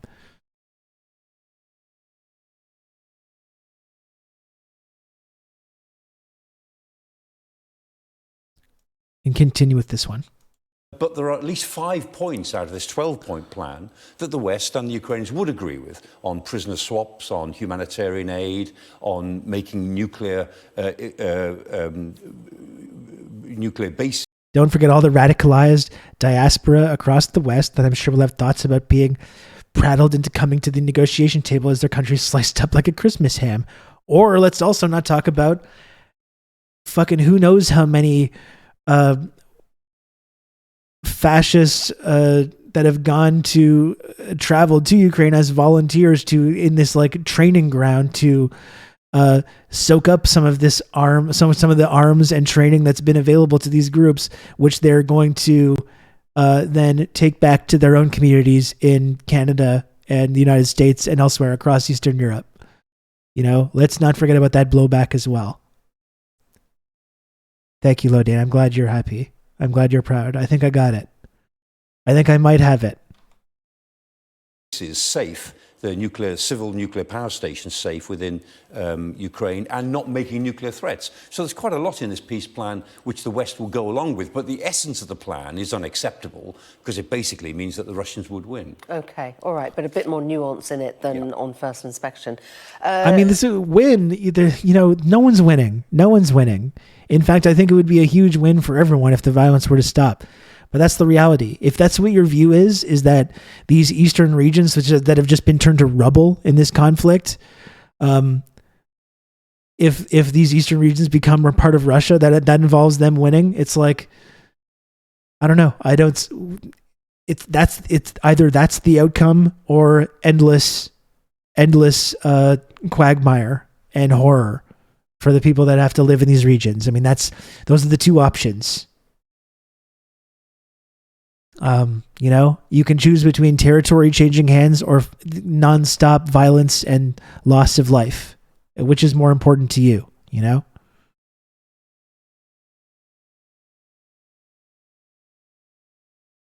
That would require us to have any $5 foot-long fucking idea about how badly our law enforcement, military, etc. is infiltrated by things like Adam Waffen and all these radical right-wing white supremacist organizations. None of this spells anything good for our declining empire. Now that we've armed and trained and there's been this kind of like ideological shift, this rehabilitation of fascism that we've seen over the last year.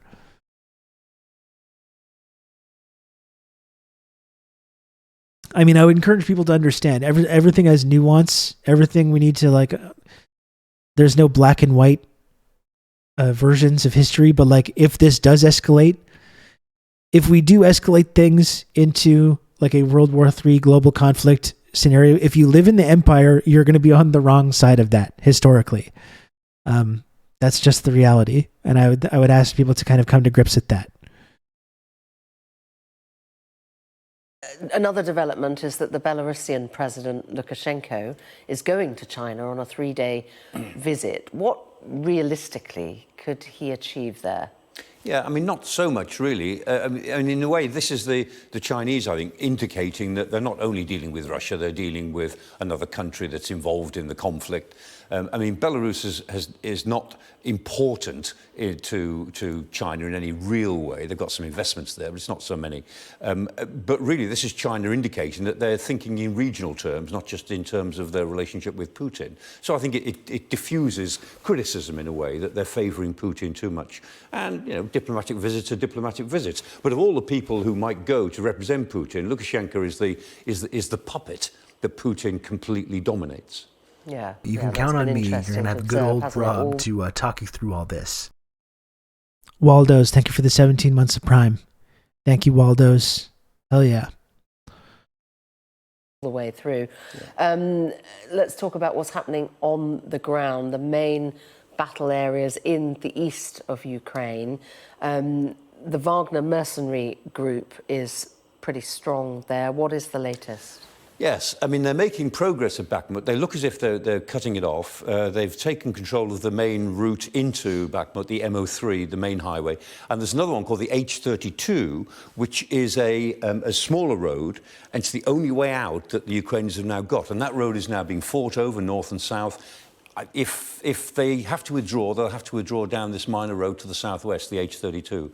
And I suspect that they may have to before too long. We know quite a lot now about Wagner. Despotic Asiatics saying what they're thinking and doing what they're saying. Truly, the Anglo mind cannot comprehend this. People say they commit human wave attacks. It's not quite that. They work in 8-man groups, 8-man units, and they send the first 8-man unit that they call the stormtroopers. They give them the best equipment, and they send them across a piece of ground that they're trying to take. And their job is to go until they get fired on, to go until they meet contact. And then they hit the ground and start digging furiously. And while they're on the ground, then Wagner's artillery comes in and hits ahead of them. And when they've dug a little bit, they send the second group in to jump into the trenches that the first group have created. And then a third group of 8, and then a fourth group of 8. And they move forward, leapfrogging each other, digging trenches for the next... I've always been less interested in this, like, kind of this one thing I've avoided looking at really is any kind of this analysis about who's taken what town and who's doing what, considering how much disinformation and misinformation has been spread around that. I've never really had any interest in that, and I don't feel like I've really missed anything in terms of like our coverage of this conflict by getting bogged down in any of those kind of details.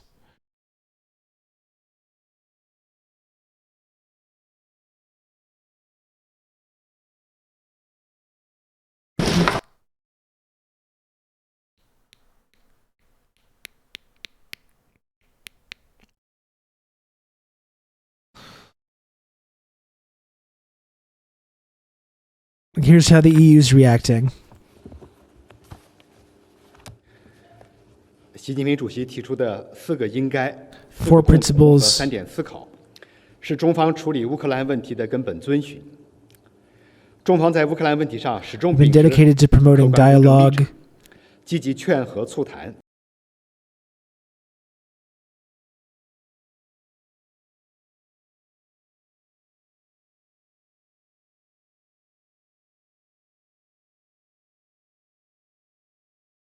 Qu'est-ce qui se passe? Qu'est-ce qui se passe?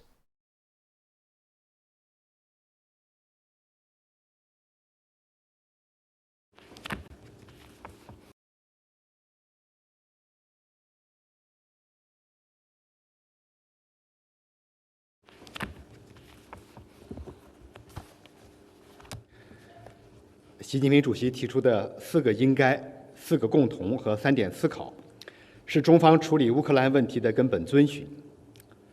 中方在乌克兰问题上始终秉持客观公正立场，积极劝和促谈，为推动危机解决发挥建设性作用。在乌克兰危机全面升级1周年之际，中方制定并发布了关于政治解决乌克兰危机的中国立场文件，全面系统地阐释中方的有关基本立场主张。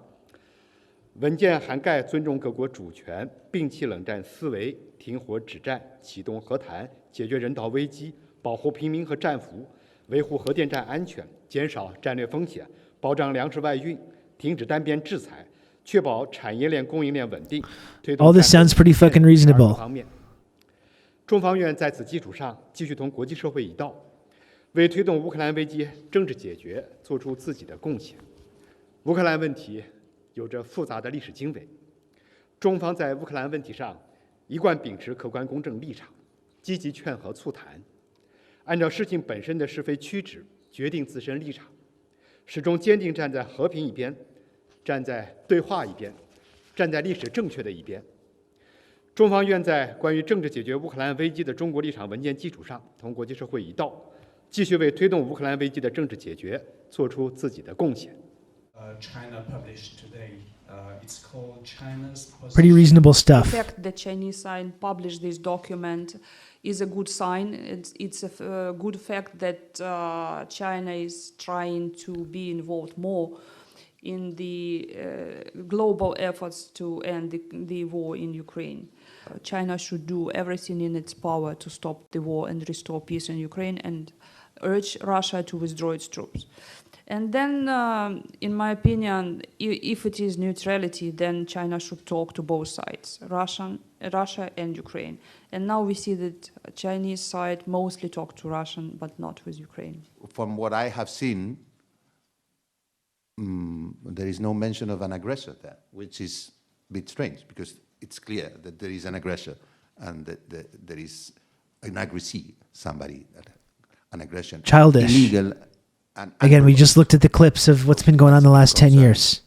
Chinese paper.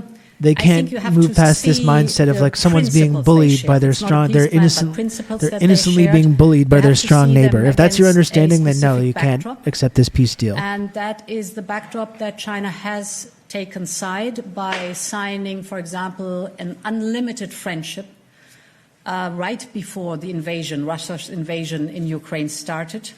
So we will look at the principles, of course, but we will look at them against the backdrop that China. They're not allowed to make deals with one another like this. China.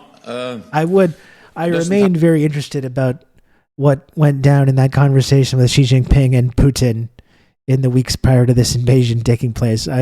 That's one thing that I would really enjoy being kind of a fly on the wall to understand exactly how that discussion went down and who knew what. Kind of a fascinating thing to speculate about, but we'll never know, you know? Have much credibility because they have not been able to condemn the illegal invasion of Ukraine. And they also signed just days before the invasion an agreement between President Xi and President Putin on limitless partnership with Russia. Wenn dem so ist, dann sollte China jedenfalls nicht nur mit Moskau sprechen, sondern auch mit Kiew. Wenn dem so ist, dann sollte China sich der überwältigenden. Interesting as well, this rhetoric about like, well, they should be talking to Kiev as well. They should be talking to Zelensky. When Zelensky literally responded to this by being like, I'd be interested in meeting President Xi. We're interested in talking with the Chinese about this. And then you have NATO, the EU, and Biden and Blinken and Nuland and the American imperialists being like, no, you don't want that. No. We say no. We said no. We said no deal, China. When Zelensky, who we're supposed to be listening to, we're supposed to be upholding as this heroic defender of freedom, is being like, yeah, I'm kind of interested in having these talks. His leash is not that long, exactly. And then in NATO and the EU and America are like, no, you don't. You don't want that. But yeah, by all means, let's keep pretending that this is about making sure that Ukraine has sovereignty. You know? I have to laugh because I just don't understand how people can continue to say this shit despite all the evidence that this is about their sovereignty, you know? Like, let's grow up at least. Let's have at least a basic understanding of like imperialism and how this kind of exploitation happens. Literally, when the guy that we're upholding as being the heroic freedom fighter is like saying, hey, maybe we should have dialogue, or maybe we should listen to what China's saying here. And his bosses are saying like, no, you don't want that. No, you don't want that. We said no. But of course, we care about Ukrainian sovereignty, of course. Unbelievable. Mehrheit der Staaten anschließen und unter dem Dach der Vereinten Nationen für Frieden eintreten. Always love to hear our German friends. Always love hearing from our German friends to lecture us about the Russian menace and how they're increasingly militarizing as well. Always love to hear the Germans weigh in on this important issue. Historically, it's always been good when we start hearing about this. You know?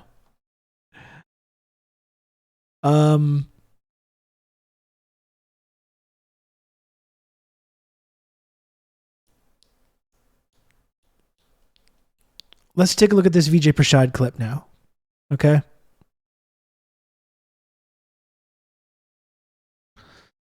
It's 20 minutes, and maybe they'll touch on this. It was just from a couple days ago.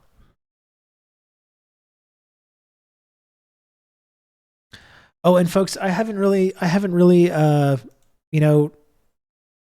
the drum on this too much today.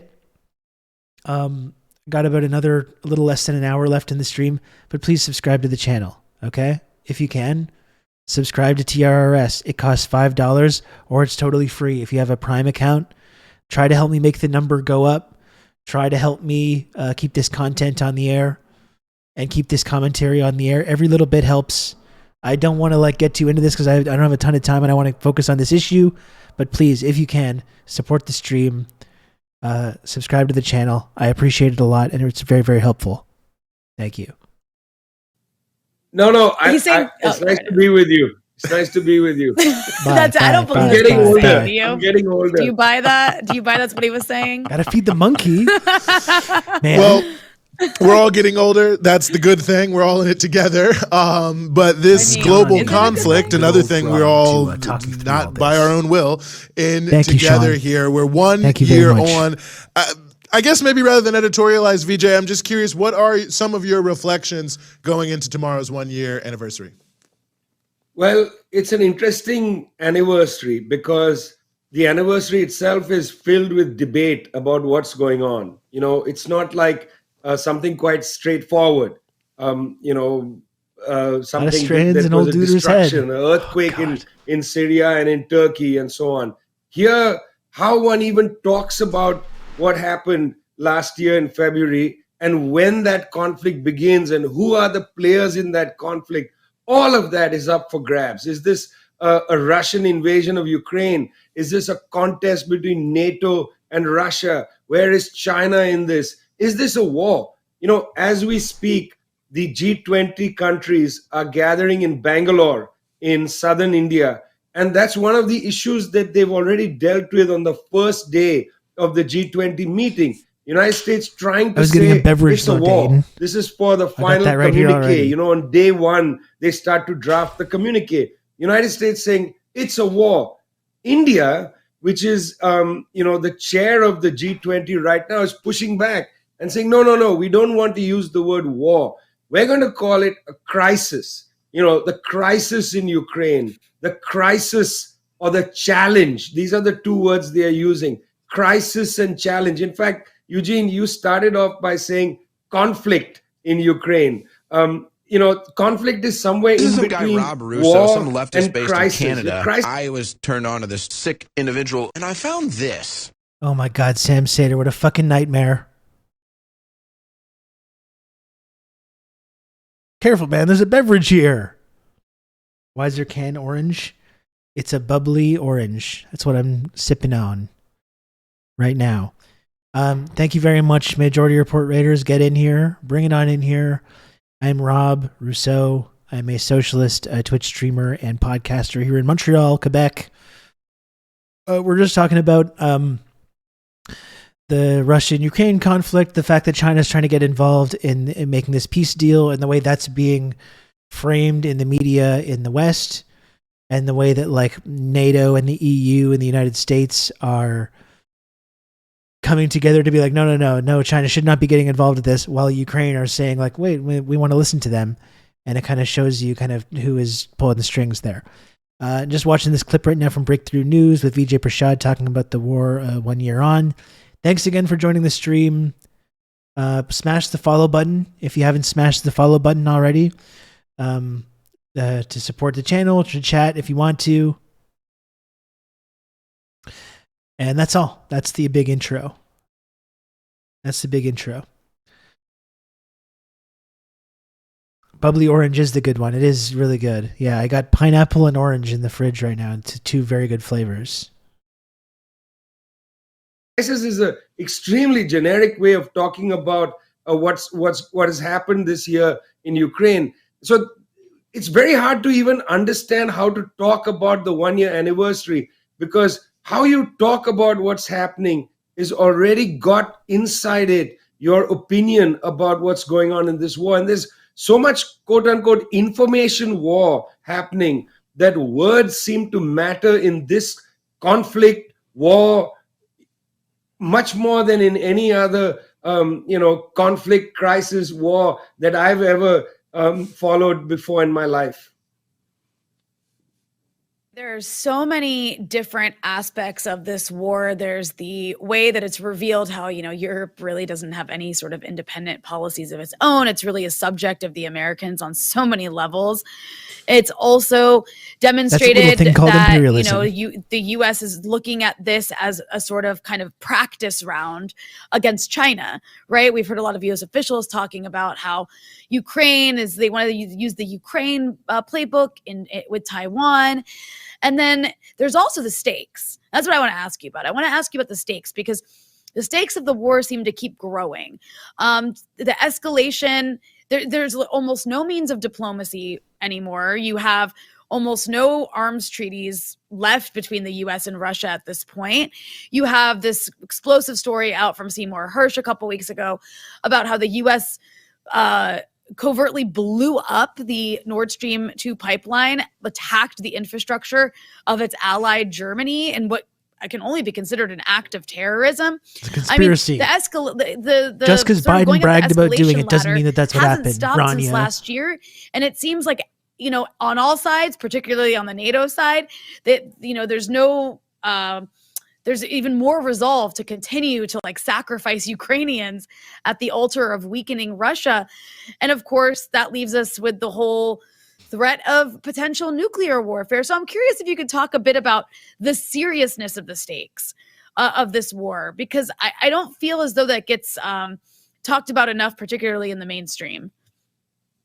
Well, it is deeply chilling. I mean, look, I was very interested that the Chinese foreign minister went to Munich at the security conference, and he said, now Ukraine, tomorrow Taiwan. He said, is this the road? When do you think the Ukraine diaspora will protest for peace? Well, that's the thing. It's like when we see these protests for peace that are coming out and talking about NATO and talking about the role that the West has played in this conflict, you have people from the Ukrainian diaspora with waving Ukrainian flags and going and screaming at them and arguing with them.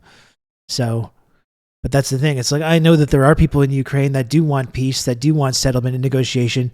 Not really so much people in the deeply reactionary Ukrainian diaspora in the West, right? Because we stopped allowing Ukrainian socialists to immigrate to our countries generations ago, And this is what we're left with in terms of a diaspora in our communities now. Hey, Squatch, what's up? Squatch, I was thinking about you with that Dame 71-point game the other day. I'm sure you were enjoying that. Anyway, let's continue here. You're taking. And he and Wang Yi, who's the highest Chinese diplomatic official, were asking questions in Munich, which I found quite interesting. What were they asking? They were asking the United States elites, effectively, perhaps the European elites, how far are you willing to go? Are you going to go all the way on this? Are you going to launch nuclear weapons and so on? What's the game plan here? What's up with you guys? And actually, I would say that that's a really good discussion for people to have. What is the US elite up to here? What do they want?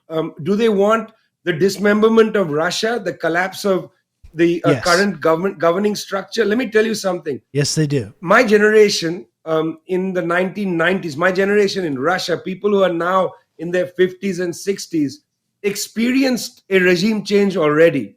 They saw the catastrophic decline in the living standards and so on. This is People why Putin in is my in power in the generation first who are place. now in because positions of some authority in Russia, they simply don't want to see a repeat of that twice in the lifetimes of people. They just don't want to see that again. Whatever their opinion of Mr. Putin, whatever their opinion of the conflict in Ukraine, they're simply not interested in revisiting the collapse of the Soviet Union. In the same way as during the Arab Spring, people used to ask, why aren't the Algerians rising up? Well, because the Algerians fought a decade-long catastrophic civil war. And I remember being in Algiers, being in Oran, asking people, why isn't there, the kind of copycat phenomena of the Arab Spring? And they said, we are exhausted by this stuff.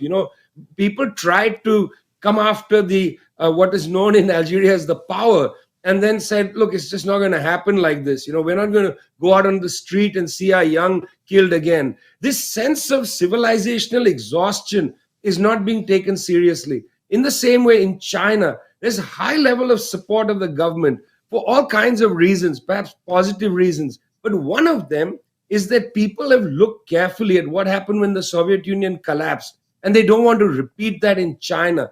So the question to ask of the US elites, what's your game plan? Do you really think you're going to be able to dismember Russia? There's no appetite in Russia for it. You're going to have to impose this with force. What kind of force will you use? Are you going to go nuclear, as it were? And now, Mr. Putin has withdrawn Russia from the New START treaty. That was to have expired in 2026.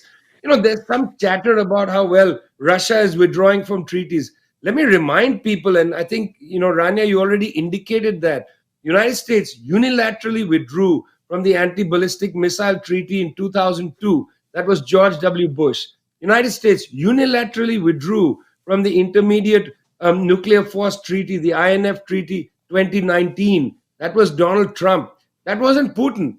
Putin has merely come in on a third run and said, well, you guys are not interested in discussing a architecture for nuclear, as it were, management. We're out of here. We're gone. New START is finished.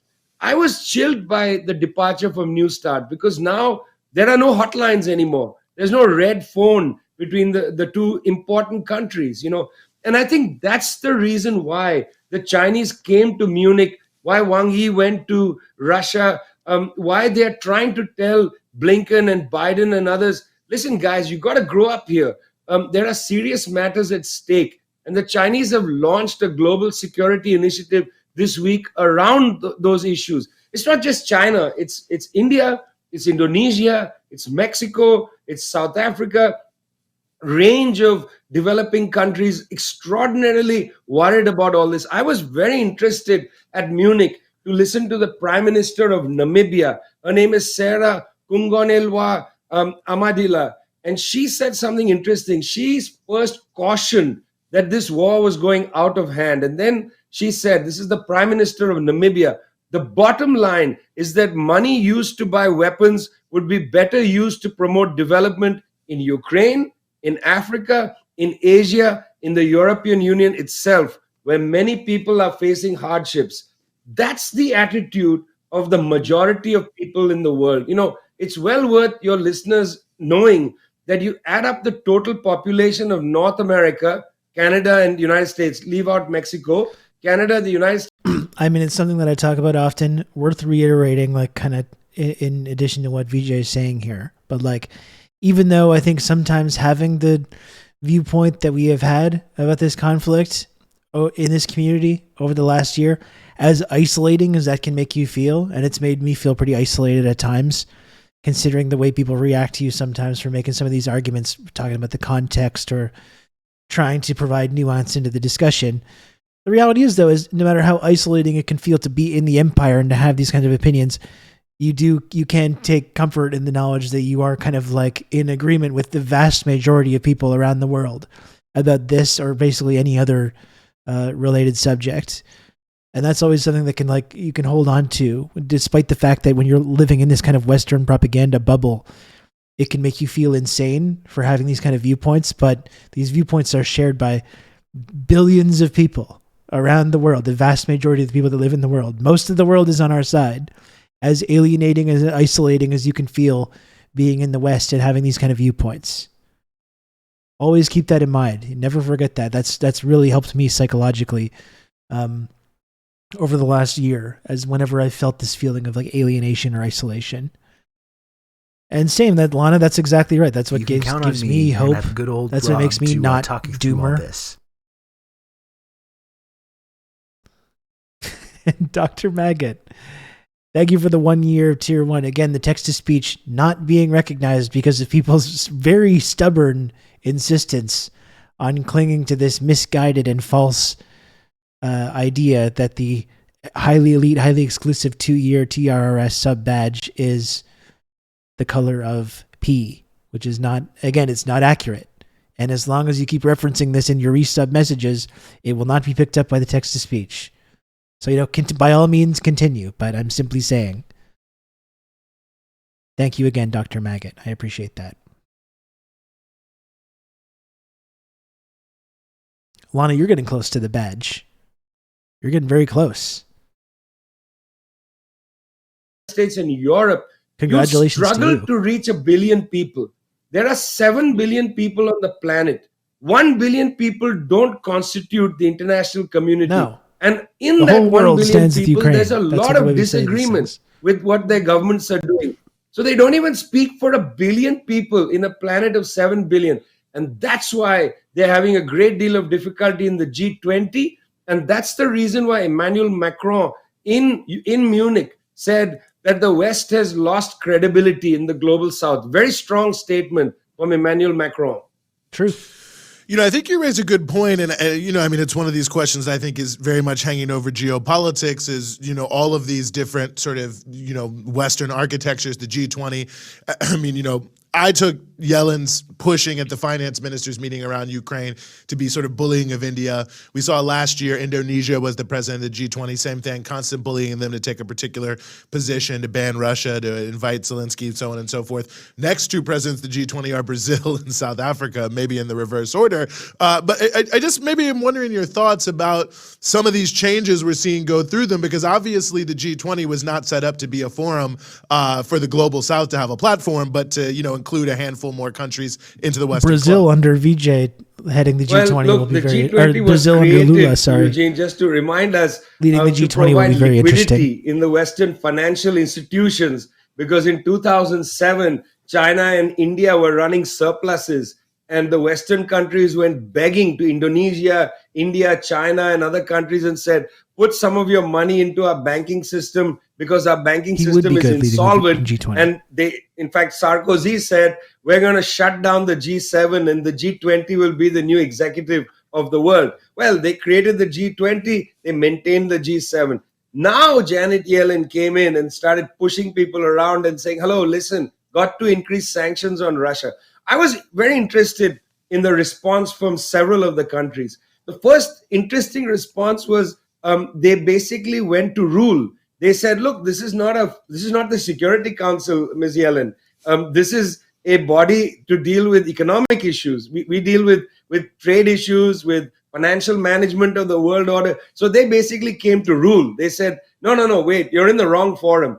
You want to talk about sanctions? Go to the UN Security Council. This is not where we talk about sanctions. This is where we talk about economic growth, where we talk about the fact that the total global debt overhang is $65 trillion. I mean, this is where we deal with that. This is where we deal with declining growth rates. I thought that was a very interesting and studious response to Janet Yellen. It also shows the desperation of the United States, which is using every and any forum to try to browbeat countries of the global south. You know, for instance, the US-Africa summit held in December in Washington, D.C. was a way to get African countries to basically come on side. And guess what? Here's the Namibian prime minister in Munich saying, sorry, pals, I'm not with you. No. The attempt to Africa get said countries no. around the world to send arms to Ukraine, you know, the full court.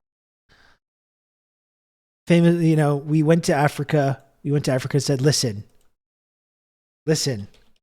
we need you to support us on this. We need you to back us on Russia and Ukraine. All right. We're your former colonial masters, and we're here to tell you, we need you to come in line on this. Fall in line. And then Africa said, I'm here to tell you right now, we don't care. Let me tell you something. We don't care.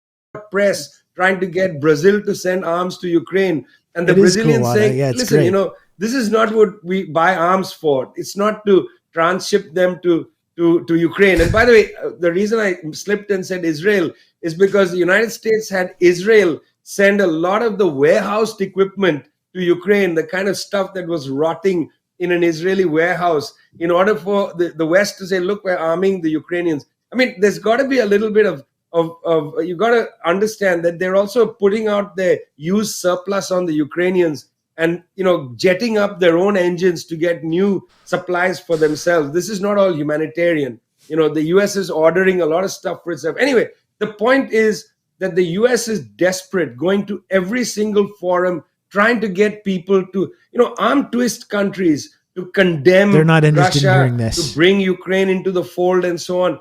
These countries are just not going to do it. I mean, look in India, for instance, the big top elites, the Ambanis, the Adanis, and so on, they are buying coal from Russia. They are buying energy. The Indian public sector energy company, ONGC, Oil and Natural Gas Corporation, is buying assets that the Europeans and the Americans are vacating in Russia. The business opportunities with the Russians are also attractive. It's not just this. And also something that I want to put on the table here is there is a growing, and I don't know what kind of adjective to use for this, but there's a growing sentiment among the middle class in countries like India, Indonesia, Mexico, Brazil, and so on, which is quote unquote anti-colonial. It's a terrible, you know, it's not really anti-colonial, it's not radical, but they just now are at the point in world history where some middle class person in India is saying, I don't want to be pushed around by Janet Yellen. You know, we have our own destiny, we have our own national interests and so on.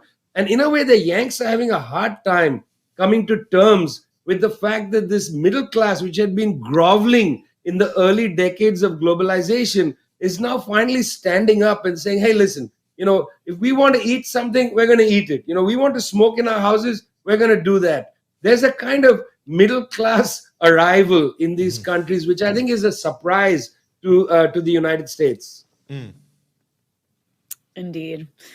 Well, I also am curious, you know, what do you think that signifies in the sense of U.S. waning power? Because you do have all of these countries, and we're not talking about here like just Venezuela and Cuba and, you know, Syria and the countries, you know, Iran, that obviously the U.S. is already at some kind of level of warfare with, and our adversary countries that automatically are willing to stand up to the U.S.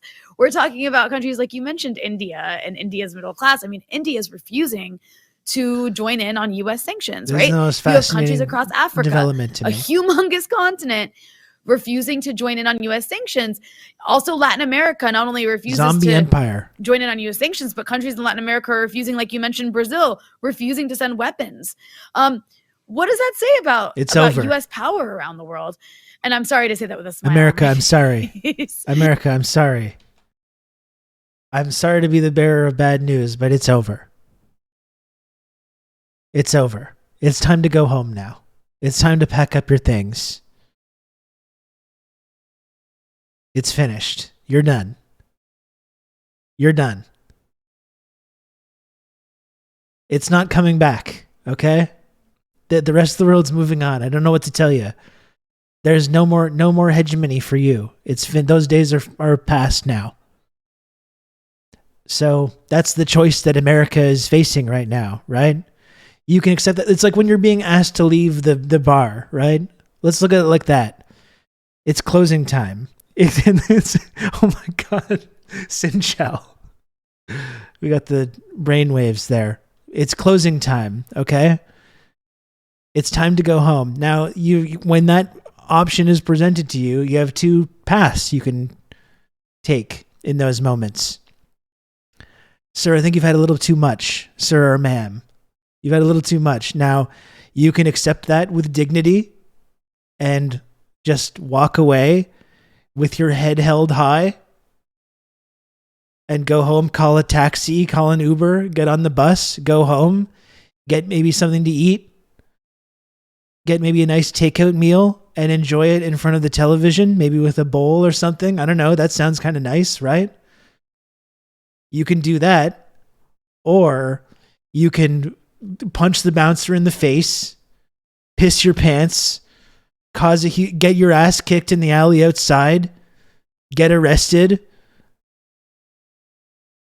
wake up in the drunk tank. These are the two options. And knowing the good old US of A, I think we all know that they'll choose the option one, the let's leave with dignity. Let's call it a night and just go home to our comfortable apartments, living arrangements. We all know America. That's America's style to go out like that. So I imagine we're going to be okay in terms of this kind of a global possibility of global conflict.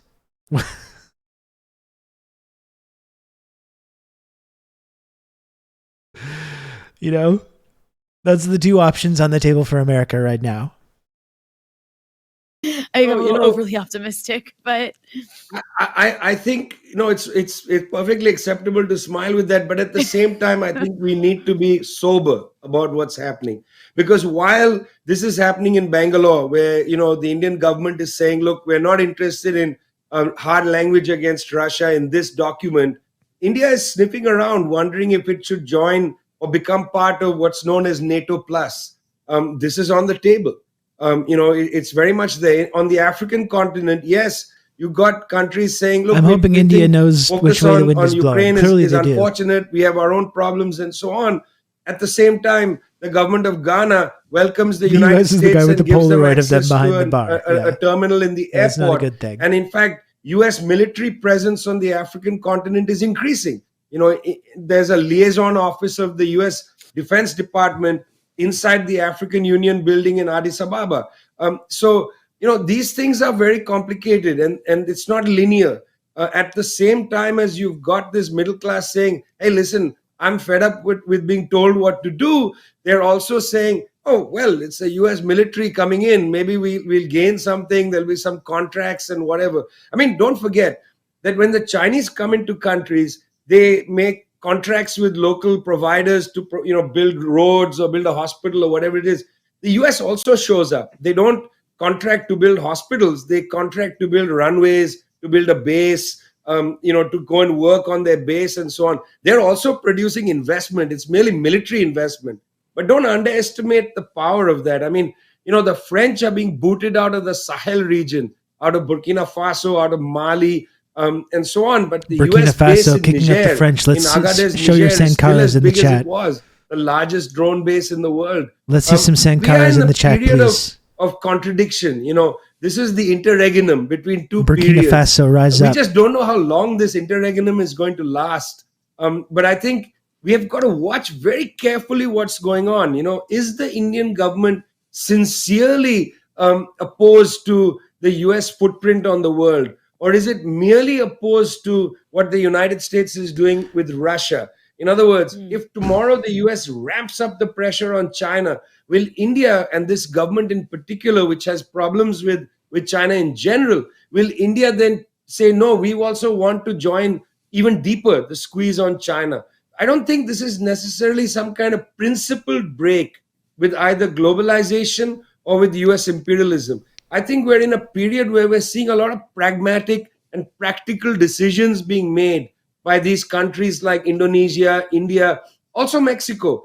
I mean, I don't know if Mexico's rebellion against US foreign policy led by Andres Manuel Lopez Obrador, I don't know if this rebellion by AMLO is in fact going to be deeper than his period in office. What happens when the next Mexican president comes? Will that president maintain Mexico's rebellion against US foreign policy in Latin America? Right now, how dare you Mexico, urge caution, in fact, is VJ? I want to leading the celebrate rebellion, early. Against US foreign policy. I want to in celebrate Latin America. early. Mexico is the leading country. This is really harshing my vibes right now. Lead a global rebellion This dose against of reality the blockade from of Cuba. VJ. Will this remain beyond AMLO?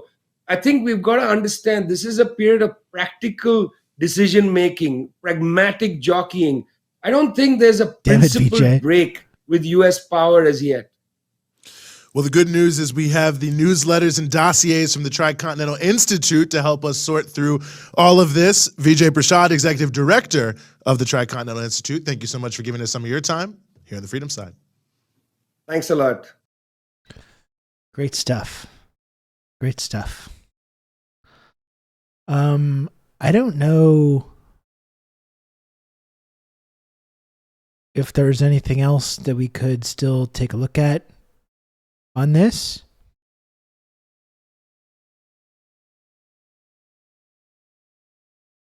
I think that might just about do it for the coverage of this today. I think I'm going to try and repurpose that whole drunk tank analogy. Try and repurpose that for TikTok. That was good. That was pretty good.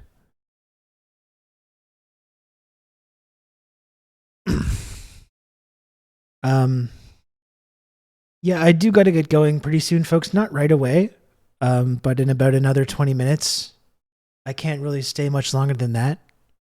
You can count on me. You're going to have good old Rob to talk you through all this. Oh, my goodness. Drunk Tank USA. You can count on me. You're going to have good old Rob to talk you through all this. Slub2 Rib. Thank you to Squatch for the 23 months resub at tier 2. So close, Squatch, to the highly elite, highly exclusive 24-month TRRS sub badge. Thank you, Squatch. Thank you, Biggerwig, as well, for the 27 months. Tier 1. And folks, anyone else, if you're a lurker, if you're a new viewer, if you're one of our generous community members, please subscribe to the program to help keep this content on the air. The only way that I'm able to continue to do this show and to keep this community alive and keep this content on the air, on Twitch and elsewhere, is through the generosity of our wonderful community members. So please subscribe to the channel or gift subscriptions if you can, or rise up and down in the patented TRRS friendship triangle system. It's very, very helpful, and I appreciate it a lot. And if you gift 5 subs or above, obviously, you get to see a little thing of me dancing. And if, for the most generous chatters, the 10 sub gifters can unlock the highly exciting VJ starring 10 sub gift alert, which is wonderful. So, you know, I know that's not for everyone. I'm just throwing it out there. I'm not telling people what to do. I'm just saying for our most generous gifters, it does unlock a highly elite, highly exclusive sub alert. No, that's all. That's all I'm saying. That's all I'm saying, folks.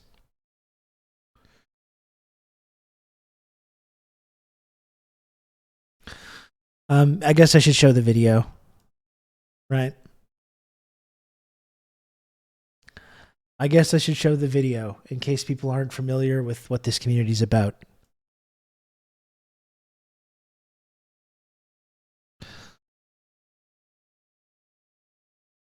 You've just become an elite member of the Friendship Triangle. Gen X Bushy, thank you so much for the 5 gifted subs. 500 gifted subs from Gen X Bushy. Thank you so much, Gen X Bushy, for that. I really appreciate that. Heck yeah. And again, if you're new to the community, this is what it's about. Interest in the Friendship Triangle community. We would be thrilled to have you on board as a member of our exclusive platform. As you may know, the Friendship Triangle is Twitch's only two-dimensional, triangle-shaped, friendship access and trickle-down cloud tiered reward system. Today you have an amazing opportunity to join the base level of the Friendship Triangle system. Once you are part of the community, you'll have the ability to rise through the ranks and achieve higher levels of access and rewards. One way to do this is by gifting subscriptions to your fellow members or by inviting your friends and family members to join our community. As you ascend the tiers, you will be exposed to a range of new and exciting benefits, such as exclusive content, advanced features, and access to our elite community members. We are confident that you will enjoy all the perks that come with being part of the Friendship Triangle. However, we also want to remind you that not all friends and family members are to be trusted, especially those who may not support your new lifestyle. That's why we encourage you to focus on building meaningful relationships within our community, where you will find like-minded individuals who share your interests and values. If you have any questions or concerns, please don't hesitate to reach out to our team. We are always here to support our members and ensure that your experience with the Friendship Triangle is enjoyable. We're glad that you are considering joining the Friendship Triangle community. We look forward to seeing you rise through the Chaos Zone and all the way into the Elite tier. It's not a cult. It says it right there. It says it right there. In case anyone was confused about that.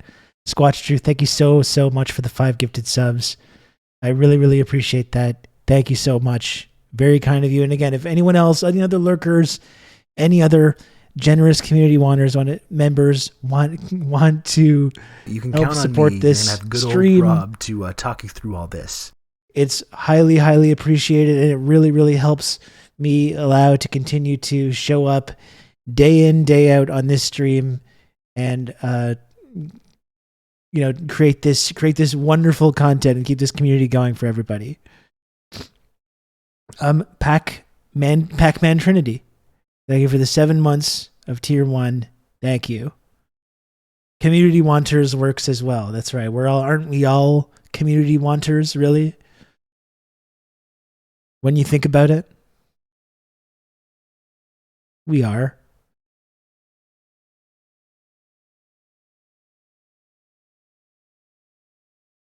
Oh, sorry, Old Dutch, you had a comment there a moment ago too. I wanted to get to. Another analogy in a similar vein I just recently heard was comparing the U.S. empire capitalist states as a mafia family and how absurd it would be to think that you could hope to vote for a better Don, i.e. the system is the problem, not some figurehead. It's obvious to us, but I think the rhetorical exercise could be useful for something like TikTok. For sure. I mean, the whole idea of the gangster state, I think, is really important to... It's a interesting and accurate framework to understand this rules-based international order.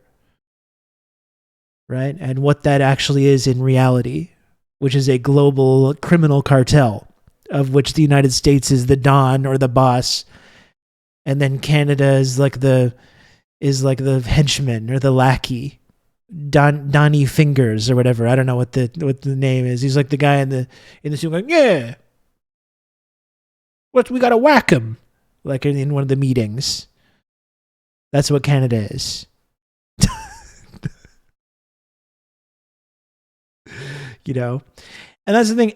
Everyone around the world understands how this arrangement works, and we keep expressing this kind of confusion whenever countries call this out or we suggest that they're repeating propaganda or whatever. But it's very obvious to everyone around the world.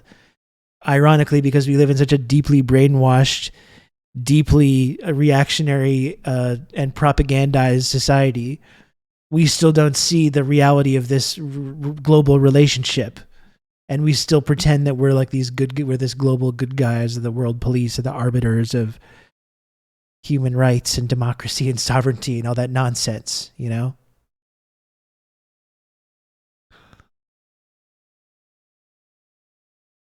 do that impression again. Hey, hey, this freaking guy over here. Hey, this is Venezuela. Hey, why did they get to choose who's going to be the president of Venezuela? It should be us that chooses that, eh? That's what we do. That's what we do. Hey, bada bing.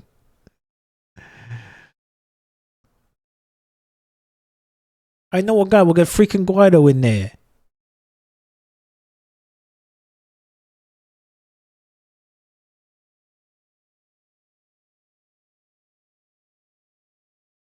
Johnny G.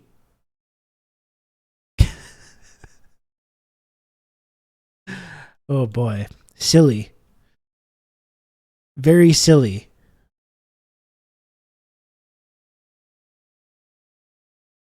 So are there any final takers? Any more generous chatters or TRRS friendship triangle curious lurkers out there? It's your last chance. I do miss the Phil Collins and Doobie Brothers interlude tunes. I just haven't really felt like I've had the time lately to like take like a 15-minute interlude to do these like silly dance things and stuff. You know? I recognize that people do enjoy that, and it does in some cases bring in the subs to have me throw on MIDI tunes and do humiliate myself. And I know that's entertaining, and it's fun for me too sometimes, but lately we've just been having important discussions, and it's like I don't want to break it up by playing Phil Collins, you know? Or what have you.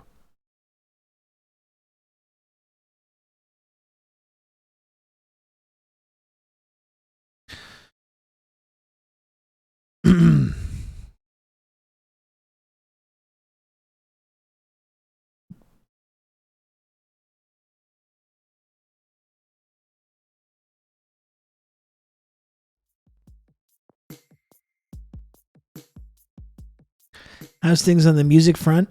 Well, I recorded another demo a couple weeks ago, which I liked, but I never could decide whether it was finished, the writing, or whether it was just a sketch. I never really figured out what the answer to that was. But once I crack that one, that'll be 9 tracks that I've done. So I got to record one more, and I'll have like a full length album that I will then have an internal struggle with myself to see whether I want to like release to people or not. We will see. We will see. I don't know.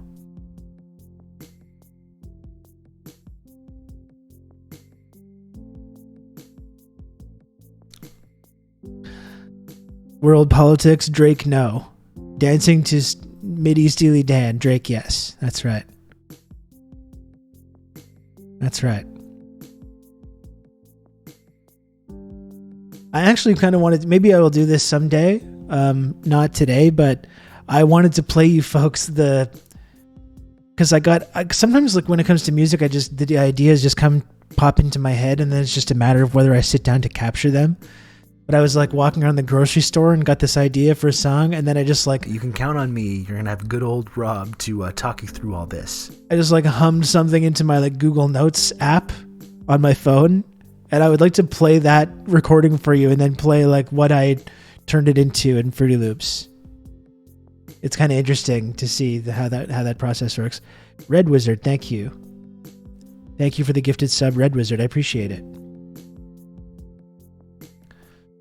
I think who I actually look like is Pedro Pascal. I think we settled on Pedro Pascal as the person that I look like, that I resemble. Many people say this about me. Steely Dan, My Old School. Great track. Great track.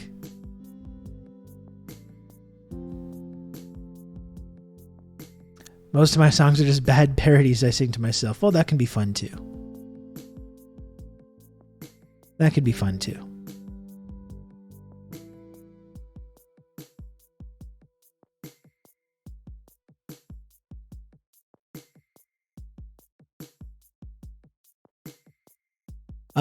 Okay.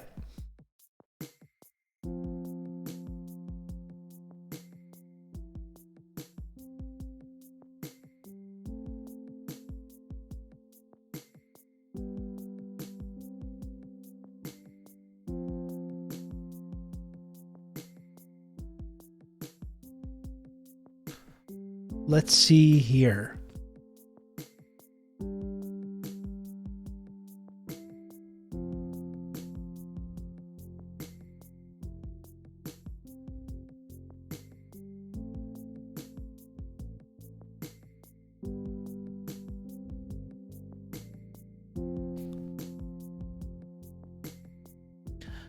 I'll be back tomorrow, folks. I'll be back tomorrow. Thanks for watching. Thanks for watching the stream. Thank you for supporting the channel. I really appreciate it. I really, really do. Everyone that supports this channel, it means a lot to me. Thank you.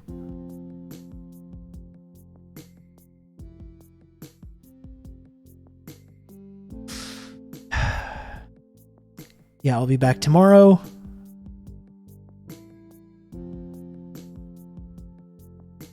And that is all. That's all I got. Give my regards to our friend, Dan Simpson.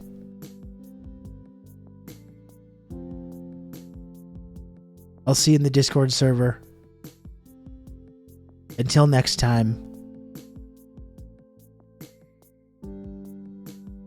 This is Rob. Signing off.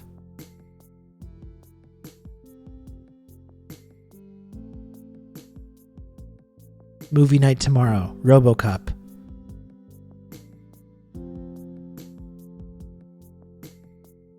As soon as I saw 10,000 sandwiches got here, I was like, I'm out of here. Fuck this. Fuck this, I'm out of here.